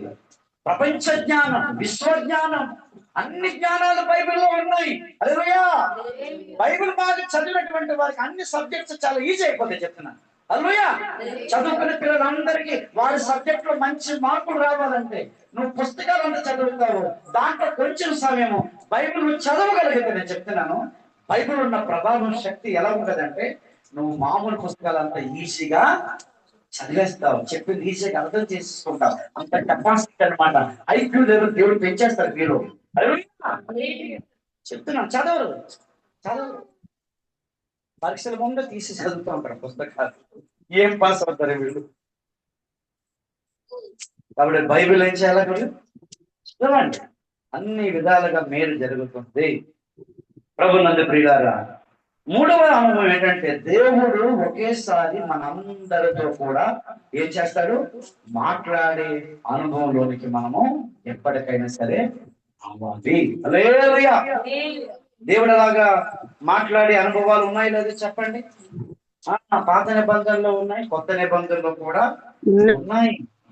అంటే ప్రవచనం ద్వారా కూడా దేవుడు ఏం చేస్తూ ఉంటాడు? అందరితోని మాట్లాడతాడు. అందుకే సంఘములో ప్రవచన వరాన్ని ఏం చేయకండి, నిర్లక్ష్య పెట్టకండి. సంఘంలో ప్రవచన వరం దయచే ప్రభువా. ప్రవచన వరం ద్వారా దేవుడు అన్నమాట జరిగిన విషయాలు అన్ని చెప్తూ ఉంటాడు. హల్లెలూయా. కాబట్టి ఆ వరం పట్ల మనం చాలా జాగ్రత్తగా ఉండాలి. వరం ఉండాలి. వరం ఉన్నటువంటి వారు, విన్నటువంటి వారు అందరూ కూడా జాగ్రత్తగా ఉండాలి. హల్లెలూయా. 4వదిగా ఇక్కడ హోరేబు కొండలాగా మనం మారాలంటే ఉపదేశ కాండం అనుకుంటా చూద్దాము.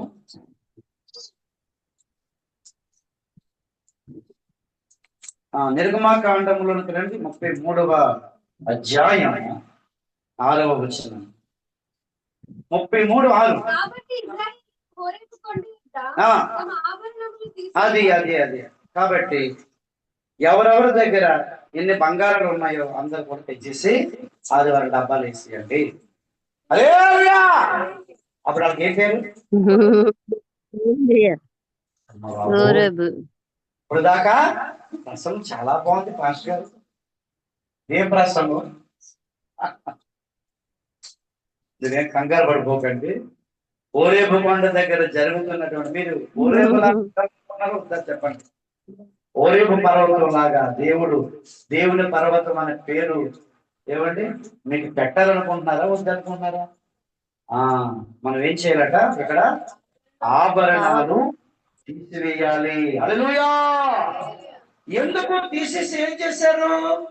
4వ వచనము, ప్రజల దుర్వార్తను విని దుఃఖించిరి, ఎవరును ఆభరణములు ధరించుకొనలేదు. ఎందుకు దుఃఖించారు తెలుసా? ఇశ్రాయేలు ప్రజలారా, నేను మీతో రాను, మీరు లోబడినని ప్రజలు అని అన్నందుకు నేను మీతో రాను అన్నందుకు మొత్తం జాతి ప్రజలందరూ కూడా ఆభరణాలు తీసి ఏడ్చారు. ఓరేబులో ఆ అనుభవం జరిగింది. ఎప్పుడైనా మన జీవితాలలో నేను నీతో రాను అని దేవుడు ఎప్పుడైనా అలాంటి అనుభవాలు ఉన్నాయి. కాబట్టి ఎప్పుడు పొరపాట్లు జరిగినా, తప్పులు జరిగినా, పాపాలు జరిగినా దేవుడు మనతో ఎన్నటికీ ఎప్పటికీ కూడా మనతో ఉన్నాడు. ఆ పొరపాట్లు బట్టి, ఆ లోపాలు బట్టి, ఆ బలహీనతలు బట్టి మనం ఏం చేయాలి? దుఃఖపడాలి. హల్లెలూయా. ఆభరణాలు తీసేం చేయాలా? దుఃఖపడాలి. ఈ 40 దినాలు ఉపవాస ప్రార్థనలు కూడా ఏమండి మనం ఏ దినాలు చెప్పండి? దుఃఖపడే దినాలు, పాపాలు మానుకునే దినాలు, లోబడని ఏ విషయాలలో లోబడలేదు, ఇంకా ఏ విషయాలలో మనం కఠినముగా ఉన్నామో, గుండెలను మాట కఠినము చేసుకొని వాక్యమును పెడచెవిన పెట్టి దేవుడు మాట్లాడుతున్నప్పటికీ కూడా ఆ వాక్యము చెవిటోళ్ళలాగా ఆ పక్కకి తోసేసి లోబడకుండా మనం అప్పగించుకోకుండా ఏడవకుండా ఉన్నాము. ప్రభునందు ప్రియులారా, అలాంటి వారు ఎప్పటికీ నేను చెప్తున్నాను, వారు ఓరేబులు కాలేరు. అందుకే 40 దినాల ఉపవాస కూడికలలో ఒక అంశం పెట్టాం. ఏ అంశం అండి? ఏ అంశం? ప్రతి ఒక్కరు వారిలో ఉన్న కట్లు, బంధకాలు, పాపాలు ఈ 40 దినాలు ఏమవ్వరా? తెగిపోవాలి. అదే ఉపవాస కోడికలు. ఏ కోడికలు? ఉపవాస కోడికలు. సింపుల్ గా రండి. హల్లెలూయా. ఉపవాస కోడికలకు ఎలా రావాలి? సింపుల్ గా రావాలి. ప్రార్థనా కోడికలు, ఏడ్చే కోడికలు, పాపం గురించి గుండెలు బాదుకునే కోడికలు. ఈ కోడికలకి మళ్ళా అవన్నీ ఎందుకు? ఆభరణాలు తీసేస్తారు కదా. ఎక్కడ కూడా ఏదో చూస్తారు, అది చేస్తారు, ఇది చేస్తారు, అడ్రస్ వేస్తాం, ఈ డ్రెస్ వేస్తాం, కొత్త బట్టలు వేస్తాం, ఈ బట్టలు వేస్తాం, అలా ఏమేద్దాం. ఇదే నీకు ఉపవాస కోడికలు ఏమనుకున్నారు? అది ఎవరిని చూడడానికి వస్తున్నావా? ప్రార్థన చేసి ఉన్న పాపాలు పోగొట్టుకోవడానికి వస్తున్నావా? ఉపవాసకుడికి వచ్చి ఎవరికైనా పాపాలు ప్రేరేపించడానికి వస్తున్నావా? పాపాలు తీసేసుకోవడానికి వస్తున్నావా? ఓరేబనగా వారు ఆభరణాలు తీసేసి ఏం చేశారండి? గుండెలు పాదుకొని దుఃఖపడి పరిశుద్ధులయ్యారు వాళ్ళు. ఉపవాస ప్రార్థనలకి, పాత నిబంధన ఉపవాస ప్రార్థనలకు ఏం చేసేవారండి? బూడిద నెత్తి మీద వేసుకొని, గోనె బట్ట ధరించుకొని, బూడిదలో కూర్చొని ఏం చేసేవారు? ఏడ్చేవారట. ఇప్పుడు ఉపవాస ప్రార్థనలు ఏంటి? అయ్యాం కాదు. ఏ ప్రార్థనలు అయితే ఏమవుతున్నారు? టిప్ టాప్ గా తయారైపోయి తయారైపో వచ్చేస్తున్నారు. ఏంటమ్మా అంతా కూడా? అంటే మీరు తయారవుతే నన్ను చూసి వారవలేను కాదు. నువ్వు అలాగా తయారవుతే అలా వస్తా ఉంటే నీకు దేని మీద ఉంటది? నీ అందం మీద ఉంటది, నీ బట్టల మీద ఉంటాయి, నీ ముఖం మీద ఉంటది. నా ముఖం ఎవరు చూశారు? నా బట్టలు ఎవరు చూశారు? నీ ముఖం చూడడానికి, నీ బట్టలు కూడా చూడడానికి ఉపాసకుడిగా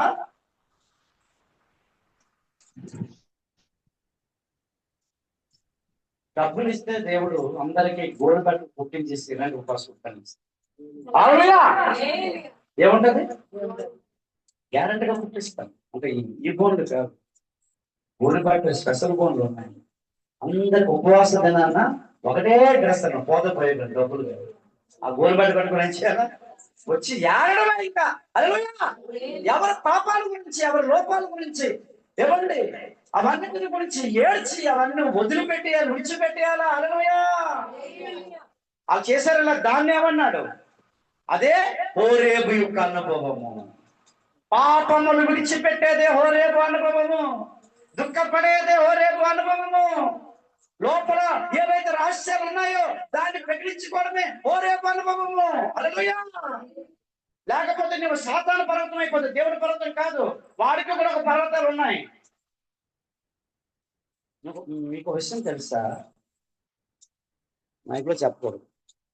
ఈరోజు గుడ్లన్నీ కొండల మీద ఎందుకు కడుతున్నారు తెలుసా? చెప్పండి. గుడ్లు కొండల మీద ఎందుకు కడుతున్నారు? ఎవరు కడుతున్నారు కొండల మీద ఉన్న గుడులు? అన్ని మతాల వారు ఎక్కడ కడుతున్నారు? ప్రపంచంలో ప్రతి మతము ఎక్కడ కడుతున్నారు గుడులు? కొండల మీదే. ఏమండి? ఇంకా ఎత్తైన కొండ మీద. ఇస్లామిక్ మతం అయితే వాళ్ళు మరీ ఖతర్నాదులు. ఇంకా పెరుగడేస్తారు. ఎక్కడైనా అంత ఎత్తైనా అక్కడ కడుతున్నారు. అందరూ కూడా అన్ని మతాల్లో వారు కూడా కొండల మీద ఎందుకు కడుతున్నారు? అది కాపీ కొట్టేశాడు. ఎవడు? సైతాన్ గాడు. ఎవడి దగ్గర? దేవుడు కూడా పర్వతాల మీదకి ఏం చేస్తాడు? దిగు వస్తున్నాడు. అమ్మో అలాగా అమ్మవారం కట్టిస్తాడు, కడుపులు కట్టిస్తాడు, ఈసారి గుడ్లు కట్టిస్తాడు. ఆ మతం వాళ్ళు వాళ్ళు బౌద్ధ మతం వాళ్ళు కూడా నేపాల్లో కొండల మీద గుళ్ళు కట్టిస్తారు. బుద్ధుడు గుడ్లు అన్నీ కూడా. మేము తక్కువ ఇస్లాం మతం నుంచి ఏం చేశారండి? వాళ్ళు గుడ్లు కట్టేస్తున్నారు. అందరు ఎక్కడ ఎక్కుతున్నారు? కొండలు ఎక్కుతున్నారు. ఎందుకు చెప్తున్నానంటే దేవుడి పర్వతాలు ఉన్నాయి, సైతాన్ పర్వతాలు కూడా ఉన్నాయి. పాపాలు మానుకుంటే నువ్వు దేవుడి పర్వతం అంటావు, పాపాలు మానుకోకుండా ఉంటే నువ్వు సైతాన్ పర్వతం. అది అందుకొరకు ఈ మాటలు చెప్పాల్సి వచ్చింది. నేనైనా నువ్వైనా సరే. హల్లెలూయా. ఎవరు కూడా చెప్తున్నారు ఏ పాపాలు మానడానికి, ఏ యొక్క నీలో ఉన్నటువంటి ఏదైతే ఉందో రహస్యం అది మానడానికి, నీ మీద నీకు ఏదైతే ప్రదర్శించుకుంటాం అది మానడానికి, ప్రదర్శన మానడానికి, అందాలు మానడానికి, పాపాలు మానడానికి, ఎదుటి వారిని ప్రేరేపించేటటువంటివి అవన్నీ మానుకోవడానికి దేవుడి ఉపవాస ప్రార్థనలు పెట్టాడు. హల్లెలూయా. సాధారణమైన డ్రెస్సులు, ఇంట్లో ఉన్న పాత డ్రెస్సులు వేసుకోనండి. హల్లెలూయా. ఏ డ్రెస్సులు? కొత్త డ్రెస్సులు చూడకండి, అవన్నీ తర్వాత దినాల్లో వేసుకుందరు. కానీ అంటే డ్రెస్సులు ఎందుకు చెప్తున్నా తెలుసు? డ్రెస్సులు వేసుకోవడం వల్ల కూడా ఏమొస్తుంది? మనకు కొత్త డ్రెస్ వేస్తారనుకోండి, మనకి ఏం కలుగుతుంది? ముందు మనం చూసుకుంటాం, అప్పుడు చూసుకుంటాం, ఎవరైనా స్వప్నాలు చూస్తాం, ఇలాంటి సోదరులు ఎన్నో వస్తాయి. పాత డ్రెస్ వేస్తాం అనుకోండి, అసలు మనకి ఇష్టం కదా. చెప్తున్నా, అందులో కూడా లాజిక్ ఉంది. అందుకే నేను చెప్తున్నాను. హల్లెలూయా. అందులో కూడా ఏముంది? లాజిక్ ఉంది. ఈ 40 దినాలు అలాగా బట్టలు కూడా. అందుకే దేవుడు ఏం చేశాడంటే బూడిద నెత్తి మీద చేసుకో, గోరి బట్ట కట్టుకో, పూజలు కూర్చొని ఉపవాసము ఉండమన్నాడు అన్నమాట. అంటే మనకి ఏ కలగ ఉపవాస ప్రార్థనలో అసహ్యం కలగడానికి వాళ్ళ ఆభరణాలు తీసి గుండెలు బాధకొని ఏం చేశారు? కొండ దగ్గర దుఃఖపడ్డారు. హల్లెలూయా. తమ్మును తాము దుఃఖపరచుకున్నటువంటి వాళ్ళు ఎప్పటికీ దేవుని పర్వతము కాలేదు. ఎన్నో పాయింట్లు? 4వ పాయింట్. తర్వాత ఇంకొక మాట చెప్పి నేను ముగించేస్తాను. ఇంకా డైరెక్ట్ గా మన రాజుల గ్రంథంలోకి వెళ్ళిపోతాం. చూడండి, రాజుల గ్రంథము మొదటి గ్రంథము 19వ అధ్యాయము 8వ వచనం. 8. అతడు లేచి భోజనం చేసి ఆ భోజనపు బలము చేత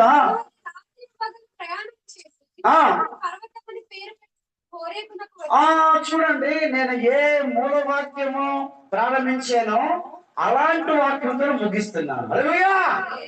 అక్కడ ఏముంది? హోరేబు దేవుని పర్వతం. ఇక్కడ ముగింపులకు వస్తున్నాను, జాగ్రత్త కలిగించండి. ఇక్కడ ఏముంది?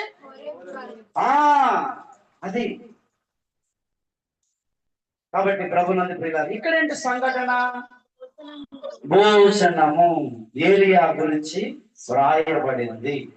ఏలియా ఇంత మట్టుకు చాలును అని అనుకున్నాడు. ప్రభునందు ప్రియులారా, మన జీవితంలోని ఆత్మీయ సేవ గాని పరిచర్యలు గాని ఎప్పుడు కూడా తృప్తి ఉండకూడదు. ఈ ప్రార్థన చాలు, ఈ సేవ చాలు, ఈ సువార్త చాలు, ఇంకా ఈ వెళ్ళేది క్యాంపులు చాలు అని ఎప్పుడు కూడా ఎవ్వరు కూడా ఆత్మీయ జీవితంలో ప్రాణం పోయేటంత వరకు తృప్తి పడకండి. చాలు చాలు చాలు చాలు అంటే ఒకరి గారు ఒక పాట రాశారు, చాలు చాలు ఇంకా అది చాలా. హల్లెలూయా. ఏది చాలన్నదా? ఈ లోక మాయ చాలు, ఈ బట్టలు చాలు, ఈ సౌందర్యం చాలు, ఈ వస్తువులు చాలు, ఈ ఇల్లు చాలు, చాలు మన జీవితానికి. ఆత్మీయ జీవితంలో ప్రార్థన లేదు, ఉపవాసం లేదు, బైబిల్ చదవడం లేదు, భక్తి లేదు. నాకెందుకు ఇవన్నీ బట్టలు గిట్లన్నీ, ఈ వస్తువులు వాహనాలు ఇవన్నీ కూడా ఎవరికి కావాలి? ఇవన్నీ బ్రతుకులేదేమో. ఆత్మీయ జీవితంలో ఏమీ లేదు, గుంటు సున్నా ఉన్నాను. నాకెందుకు చీర, నాకెందుకు సఫారీలు, నాకెందుకు బట్టలు, నాకెందుకు వాహనాలు అని అనుకోవాలి. హల్లెలూయా. ఆత్మీయ జీవితంలో దిగజారిపోయిన, ఆత్మీయ జీవితంలో భక్తి లేకపోయినా, ప్రార్థన లేకపోయినా, ఇంకా బట్టల మీద వ్యామోహాలు, ఇంకా వస్తువుల మీద వ్యామోహాలు, ఇంకా స్థలాల మీద వ్యామోహాలు, ఏం సంపాదిస్తావు? భ్రష్టుడు అయిపోతాం అంతే, భ్రష్టుడు అయిపోతాం. కాబట్టి ఆనాడు ఏది ఎంత మట్టుకు చాలనంటే దేని గురించి అన్నాడు? అది లోక సంబంధం గురించి అన్నాడా, లేకపోతే ఇంకొక ఇష్యూ గురించి అన్నాడా? యెజబెల్ ఏం చేస్తుంది? చంపడానికి ప్రయత్నం చేస్తుంది. యెజబెలు సైనికుడు చేతులు నేను చావకూడదు, ఎంత మట్టుకు చాలును, నా ప్రాణం తీసుకో అనే డిప్రెషన్కి బోల్డ్ ఏమంటే విషయాలు ఉన్నాయి, కోణాలు ఉన్నాయి. నేను చెప్తున్నాను. ఓపెన్ గారు కూడా వచ్చే ఒకటో రెండో కోణాలు ఆయన మళ్ళీ ఎత్తుకుంటే ఇంకో కోణంలో చెప్తారు ఆయన. అక్కడ ఎవరు తగులుతున్నారు చెప్పండి? ఆ మాట ఎందుకు అన్నాడు చెప్పండి? మొదటగా ఆ మాట ఎందుకు అన్నాడు? ఎవరు తరుముతున్నారు? యెజబెలు సేవకులు. ఏమని తరుగుతున్నారు? చంపడానికి తరుముతున్నారు. చంపడానికి తరుముతుంటే ఏలియా అలా చనిపోతాడా? యెజబెలు సేవకులు చచ్చిపోయాడు ఏలియా అని పేరు బాగుంటుందా? బాగోదు. ఎందుకు? ఏలియాకు ఒక కాల్ తెలుసు, అగ్ని రథాల మీద, అగ్ని గుర్రాల మీద వెళ్ళాలి ఏలియా. వీళ్ళ చేతుల మీద చనిపోకూడదు. ప్రభా చాలు, నా ప్రాణము నువ్వు తీసుకో, వాళ్ళు తీయకూడదు. అది సబ్జెక్ట్ అక్కడ. హల్లెలూయా. అర్థమైందండి? నా ప్రాణం ఎవరు తీసుకోవాలా? వాళ్ళు చంపక ముందే నా ప్రాణాన్ని నువ్వు తీసేసుకో ప్రభా అంటే అర్థమేంటి? ఇప్పుడే రథము, ఇప్పుడే గుర్రాలు పంపించు అని ఎవరు దేన్ని ఆహ్వానిస్తున్నాడు చెప్పండి? అగ్ని రథాలను, అగ్ని గుర్రాలు వచ్చేసి ఏలియాకి ఏమవ్వాలా? దేవుడు తీసేసుకోవాలి, దేవుడు తీసేసుకోవాలి ప్రాణాన్ని అనుకున్నాడు. బాబు బాబు అలా కాదు, నువ్వు చాలా వాళ్ళు తరుగుతున్నారు టెన్షన్ లో ఉన్నారు. వద్దు వద్దు వద్దు అని దూతను పంపి భోజనం పెట్టి 40 దినాలు ప్రయాణం చేసి ఏ కొండ దగ్గరికి వెళ్ళాలి? ఓరే, అది చెప్తున్నాం. 40 దినాలు ప్రయాణం చేసి ఎక్కడికి వెళ్ళాడు? దూత పెట్టిన భోజనం మొత్తం 40 దినాలు పగలనక రాత్రనక ప్రయాణం చేసి చేసి చేసి, అంటే ఏలియా బదరి వృక్షం కింద ఉన్న ఏలియా హోరేబు కొండ దగ్గరికి వెళ్ళాలంటే నాన్ స్టాప్ గా ప్రయాణం చేయాలి, పగలు రాత్రులు. ఎన్ని దినాలు చెప్పండి? ఏలి ఎక్కడున్నాడు చెప్పండి? బదరి వృక్షం కింద. అక్కడి నుంచి హోరేబు కొండకి ఎంత చూడు? 40 పగళ్ళు 40 రాత్రులు ప్రయాణం చేయాలి. ఒకవేళ పగల ప్రయాణం చేస్తే రాత్రి పడుకున్నాడు అనుకోండి, అప్పుడు ఎన్ని దినాలు ప్రయాణం చేయాలి? 80. పోనీ పగలే అలసిపోయి ఇంకా 6 గంటల ప్రయాణం చేస్తాను, ఇంకా ఏమవుతుంది దినాలు? 40 అనేది దేవుడి సంఖ్య. హల్లెలూయా. 40 దినాలు పగలనక రాత్రనక ఒక్క భోజనంతో ప్రయాణం చేసి ఎక్కడ చేరుకున్నాడండి? హోరేబు పర్వతం దగ్గర చేరుకున్నాడు. అక్కడ చెప్పాడు దేవుడు, మాట్లాడాడు. ఎవరు మాట్లాడాడు? దేవుడు పర్వతమైన హోరేబు దగ్గరకు వచ్చి అక్కడ చెప్తున్నాడు 16వ వచనంలో, ఏలియా నువ్వేం చేయాలంటే 15. అప్పుడు యెహోవా అక్కడ మాట్లాడుతున్నాడు భవిష్యత్తు గురించి. ఇక్కడ ఏం చెప్తున్నాడు? నీవు ఇంకా అభిషేకం చెయ్యాలి. ఇద్దరికి ఏం చేయాలి? అరణ్య మార్గమున దమస్కునకు పోయి దానిలో ప్రవేశించి సిరియా దేశం మీద హజాయేలుకు పట్టాభిషేకం, ఇశ్రాయేలు వారి మీద నింసి కుమారుడైనా నువ్వు చెప్పి సరిపోతున్నా. అహాబుతో ఏం ప్రమాణం చేశాను? అహాబు గురించి నేను నీ ద్వారా ఏం చెప్పాను? ఎక్కడ నాబోతు రక్తము కుక్కలు నాకేయో అక్కడ అహాబు కూడా రక్తం కుక్కలు నాకాలి కదా. కాబట్టి ఆ పని జరగాలి కదా. ఆ పని జరగాలంటే నువ్వు ఏమో ఏం చేయాలా? అభిషేకించాలి. వాడు వస్తాడు, వాడు చంపుతాడు. యెజ్బేలమ్మని చంపేవాడు ఉన్నాడు. వాడెవడు? యోహు. వాడికి ఏం చేయాలా?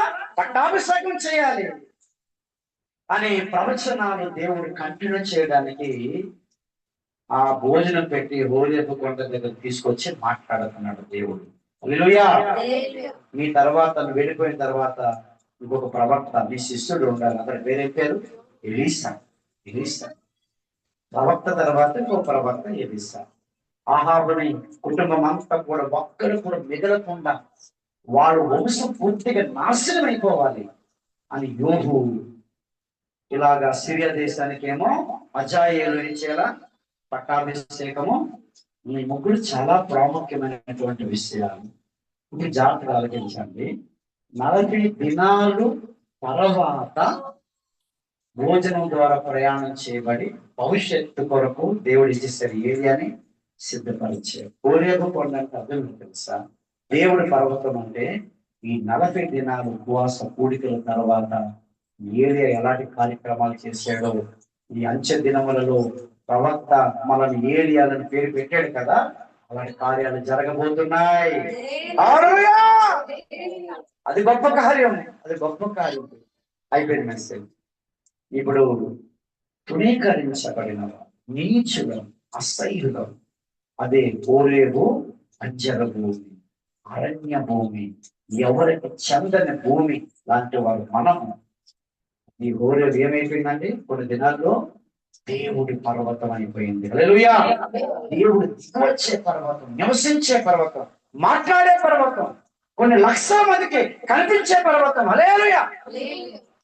అలాంటి పర్వతముగా మనం మారిపోవాలి. హల్లెలూయా. అందుకే జకర్యా గారిని కొండ మీద ఎట్టాడు దేవుడు. కొండ మీద కొండ ప్రశ్నగా రావాలి. ఏమండి? కొండ దగ్గర కొండ ప్రశ్నగా రావాలి. హల్లెలూయా. ఈ రోజు మనం అందరం ఏం కావాలి? ఈ కొండ ఎక్కాలి కదా. ఇప్పుడు మనం ఏ కొండ ఎక్కాలి? హోరేబు కొండ ఎక్కాలా? హల్లెలూయా. అక్కడ ఎన్ని శ్రమలు వచ్చినా కాలని దేవుని పర్వతమైనటువంటి హోరేబులాగా పవిత్రంగా ఉందాం. హల్లెలూయా. 2వ పాయింట్ ఏంటి చెప్పండి, రిపీట్ చేయాలి. బండలో నుంచి 40 దినాలు నీళ్లు తాగుతూ అభిషేకాన్ని పొందుకొని ప్రవక్త ఆశీస్సుల ద్వారా ఈ భూలోకంలో మతను మాత్రం ఏం చేయాలా? క్రైస్తవ్యాన్ని లేకుండా చేస్తాము, సమాసం లేకుండా చేస్తాము అన్నటువంటి చేతులు పైకెత్తినటువంటి అమాలయకులు మనం ఏం చేస్తున్నాం? భారతదేశంలో నాశనం చేయబోతున్నాం. హల్లెలూయా. ఏమండి? గ్యారెంటీగా 40 దినాల ఉపవాస కూడికల ద్వారా ప్రభుత్వానికి గొప్ప నష్టాన్ని దేవుడు గ్యారెంటీ కలగజేస్తాడు. చూడండి. హల్లెలూయా. 2వ కార్యం అది చేస్తాడు. 3వది ఏంటండి? దేవుడు అందరితో కూడా ఒకేసారి ఏం చేస్తాడండి? మాట్లాడతాడు. అంటే అర్థం ఏంటంటే అక్కడ ఏం మాట్లాడాడు? మీరు నా సొత్తు. అది ఆ మాట. ఏమండి? మిమ్మలను ఈ భూలోకములో అన్ని జనాలకు, అన్ని దేశాలకు, అన్ని జాతుల వారికి మీరు నా సొత్తు, మీరు నా వంశం, మీరు రాజులైన యాజక సమూహం అని ఆ కొండలో నుంచి దేవుడు డైరెక్ట్ గా మాట్లాడి ప్రతిష్ఠింపజేస్తాడు. హల్లెలూయా. అలాగ మనను కూడా 40 దినాల ఉపవాస కూడికల ద్వారా ఏం చేస్తున్నాడు? ప్రతిష్ఠింపజేస్తున్నాడు. హల్లెలూయా. తర్వాత ఆభరణములు తీసి మనం ఏం చేయాలి? ఏ పాపము లోపము లేకుండా మళ్ళీ మనం దుఃఖపరుచుకొని లోబడి నొల్లని ప్రజలు కాదు, లోబడిన ప్రజలను కోరే మనము దగ్గరకు వచ్చేయాలి. హల్లెలూయా.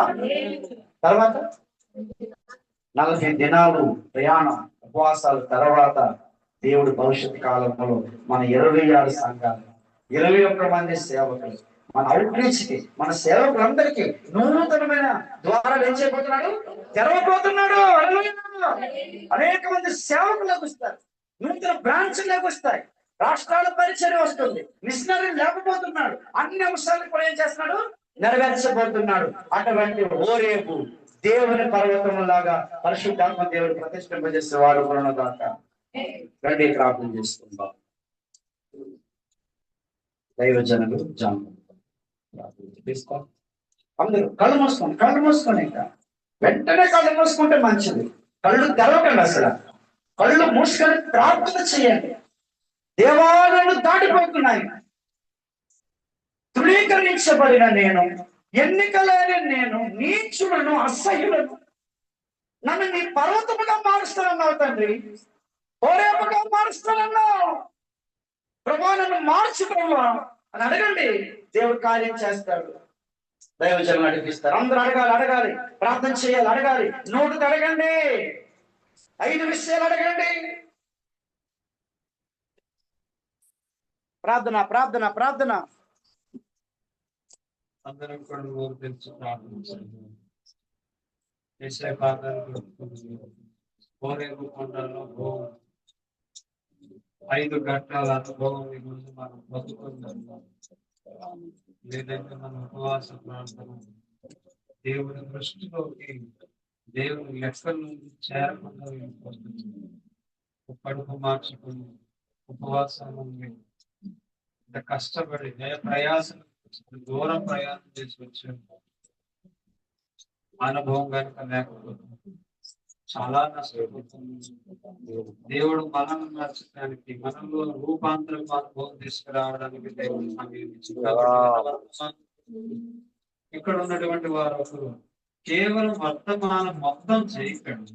నీ తీర్మానం ఏమిటి? అసలు విన్నావు, నీ హృదయం నరకబడిందా లేదా? ఆదిమ సంఘంలో పేతురు మాట్లాడిన తరువాత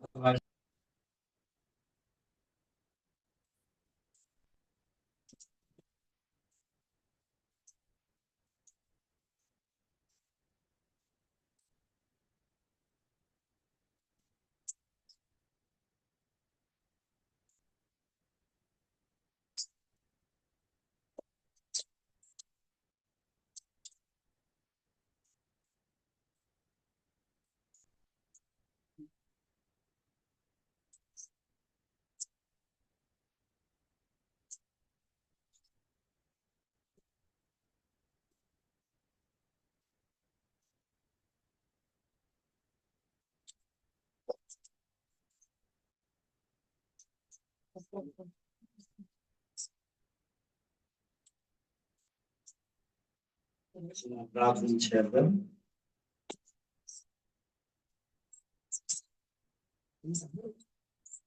ప్రేమ కలిగిన తండ్రి, మహాత్ముని బట్టి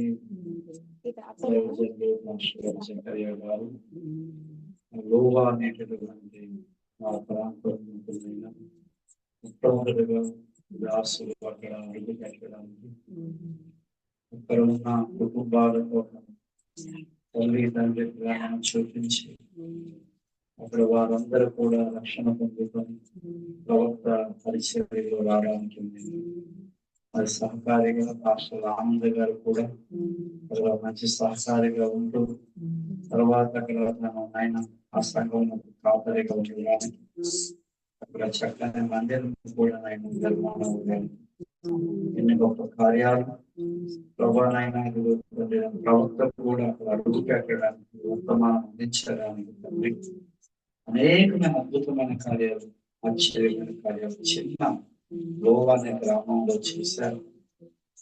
అయ్యా మిక్కిలి స్వల్పమైన బెత్లెహేమా అన్నట్లుగా మారుమూల గ్రామంలో లోవాలు గొప్ప సత్యానికి స్తంభమైన ఆధారమైన సంగమని పెట్టి దాని కొరకు దైవజనం జగరే పాస్టర్ ఎంతో పగలనక రాత్రనక ప్రయాసపడి కృషి చేస్తున్నాయి. మరి ఆనంద పాస్టర్ గారిని అప్పగించడం జరిగింది. దాసుడు కూడా ప్రభా ఆ సంఘాన్ని చక్కగా ప్రభా నాయన చూసుకొని చక్కగా నేర్పుతూ చక్కగా నాయన పరపరుస్తూ ఆయన అనేకమైన నూతనాత్మలను సంఘంలోకి తీసుకొచ్చే మారుడు ఆనంద పాస్టర్ గారిని కూడా నియమించి ఆశీర్వించండి. ప్రభా అక్కడ చేసినటువంటి ప్రవక్త పలికిన పలుకులు, ఆశీర్వాదాలు, ప్రార్థనలు, ఎంతమంది అక్కడికి వచ్చి నేను ఉపవాస ప్రార్థన చేస్తారు, కన్నీటి ప్రార్థనలు, ప్రతిఫలాలు, 3వ వార్షికోత్సవ సందర్భముగా అవన్నీ కూడా నాయన దీవులుగా ఆశీర్వాదాలుగా మారి తండ్రి అయ్యా ఆవగించలాగా మధురైన సంఘం ఆయన మహావృక్షములంగా అయ్యా ఇదిగో తండ్రి అనేక గ్రామాలకు, మండలాలకు, పట్టణానికే ప్రభా ఆయన ఒక గొప్ప తండ్రి ఆయన దీపస్తంభం వల్లే గొప్ప పట్టణం వల్లే వెలుగున్నట్లుగా మీ దేవుళ్ళు కుమరించండి.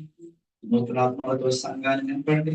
వచ్చిన వారు అందరూ వరములతో నింపబడి, ఫలములతో నింపబడి అయ్యా పరలోక మందు నీకు, ప్రవక్తకు, దైవ సేవకులకు, అష్ట ఆనంద గారికి, జకర్యా గారికి మంచి నమ్మకమైనటువంటి సంఘముగా ఇటువంటి యానివర్సరీ 2వ రాకడ వరకు జరుపుకొని సంవత్సరాలు జరుగుతుండగా అనేకమైన నూతనమైన కార్యాలు ఆ సంఘం తరఫున జరగడానికి మీరు వాడుకొని పాతాళపు లోకపు ద్వారములు నిలవలేనటువంటి వాడుకొని చేస్తుండగా కేక్ వలె భవిష్యత్ కాలం అంతా కూడా సేవకులకు, విశ్వాసులకు, సంఘమంతరికి, జకర్యా పాస్టర్ గారు అందరికీ కూడా, ఆనంద పాస్టర్ గారు తండ్రి మధురముగా అయిన వారి బ్రతుకులు, జీవితాలు, ఫ్యామిలీ సంఘముగా ఉండడానికి సహాయం చేయండి.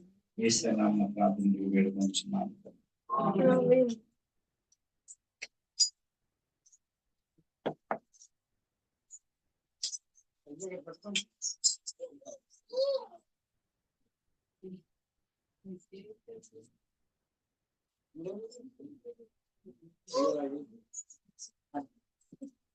తండ్రి యొక్కయు,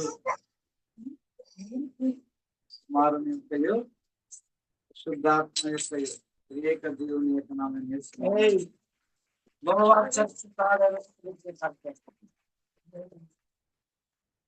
హ్యాపీ బర్త్డే లోవా.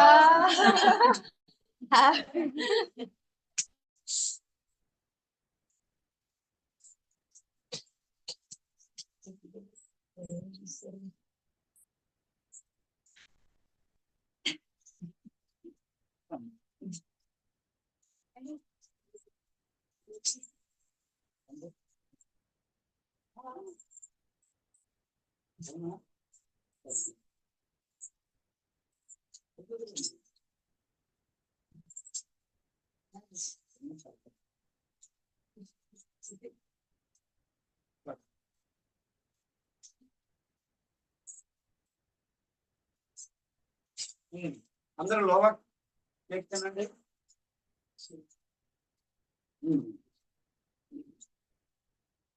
ప్రార్థన చేస్తాం. ప్రార్థన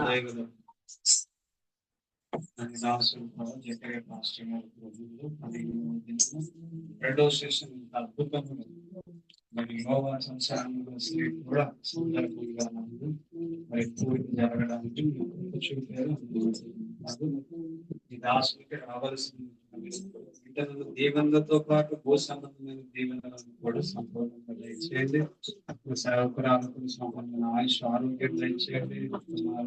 పనిపాటులో తోడుగా ఉండండి. ఇద్దరు బిడ్డలను కూడా సంపూర్ణంగా దీవించండి, ఆశీర్వదించండి. అయ్యా డ్యూటీ చేసుకుంటుండగా నాయన కుమార్తె మరి నన్ను శ్రీకృష్ణ చుట్టూ ఇస్రాయేల్ చుట్టూ కూడా భద్రతను కాపుదలను దయచేయండి. అయ్యా మరి జ్యోతిర్మయం కూడా మీరు దీవించండి, ఆశీర్వదించండి. చదువులో చక్కగా అదే విధంగా వాక్యం దీర్ఘాయుషకు జీవితం కూడా సంవత్సరాలు దయచేయండి.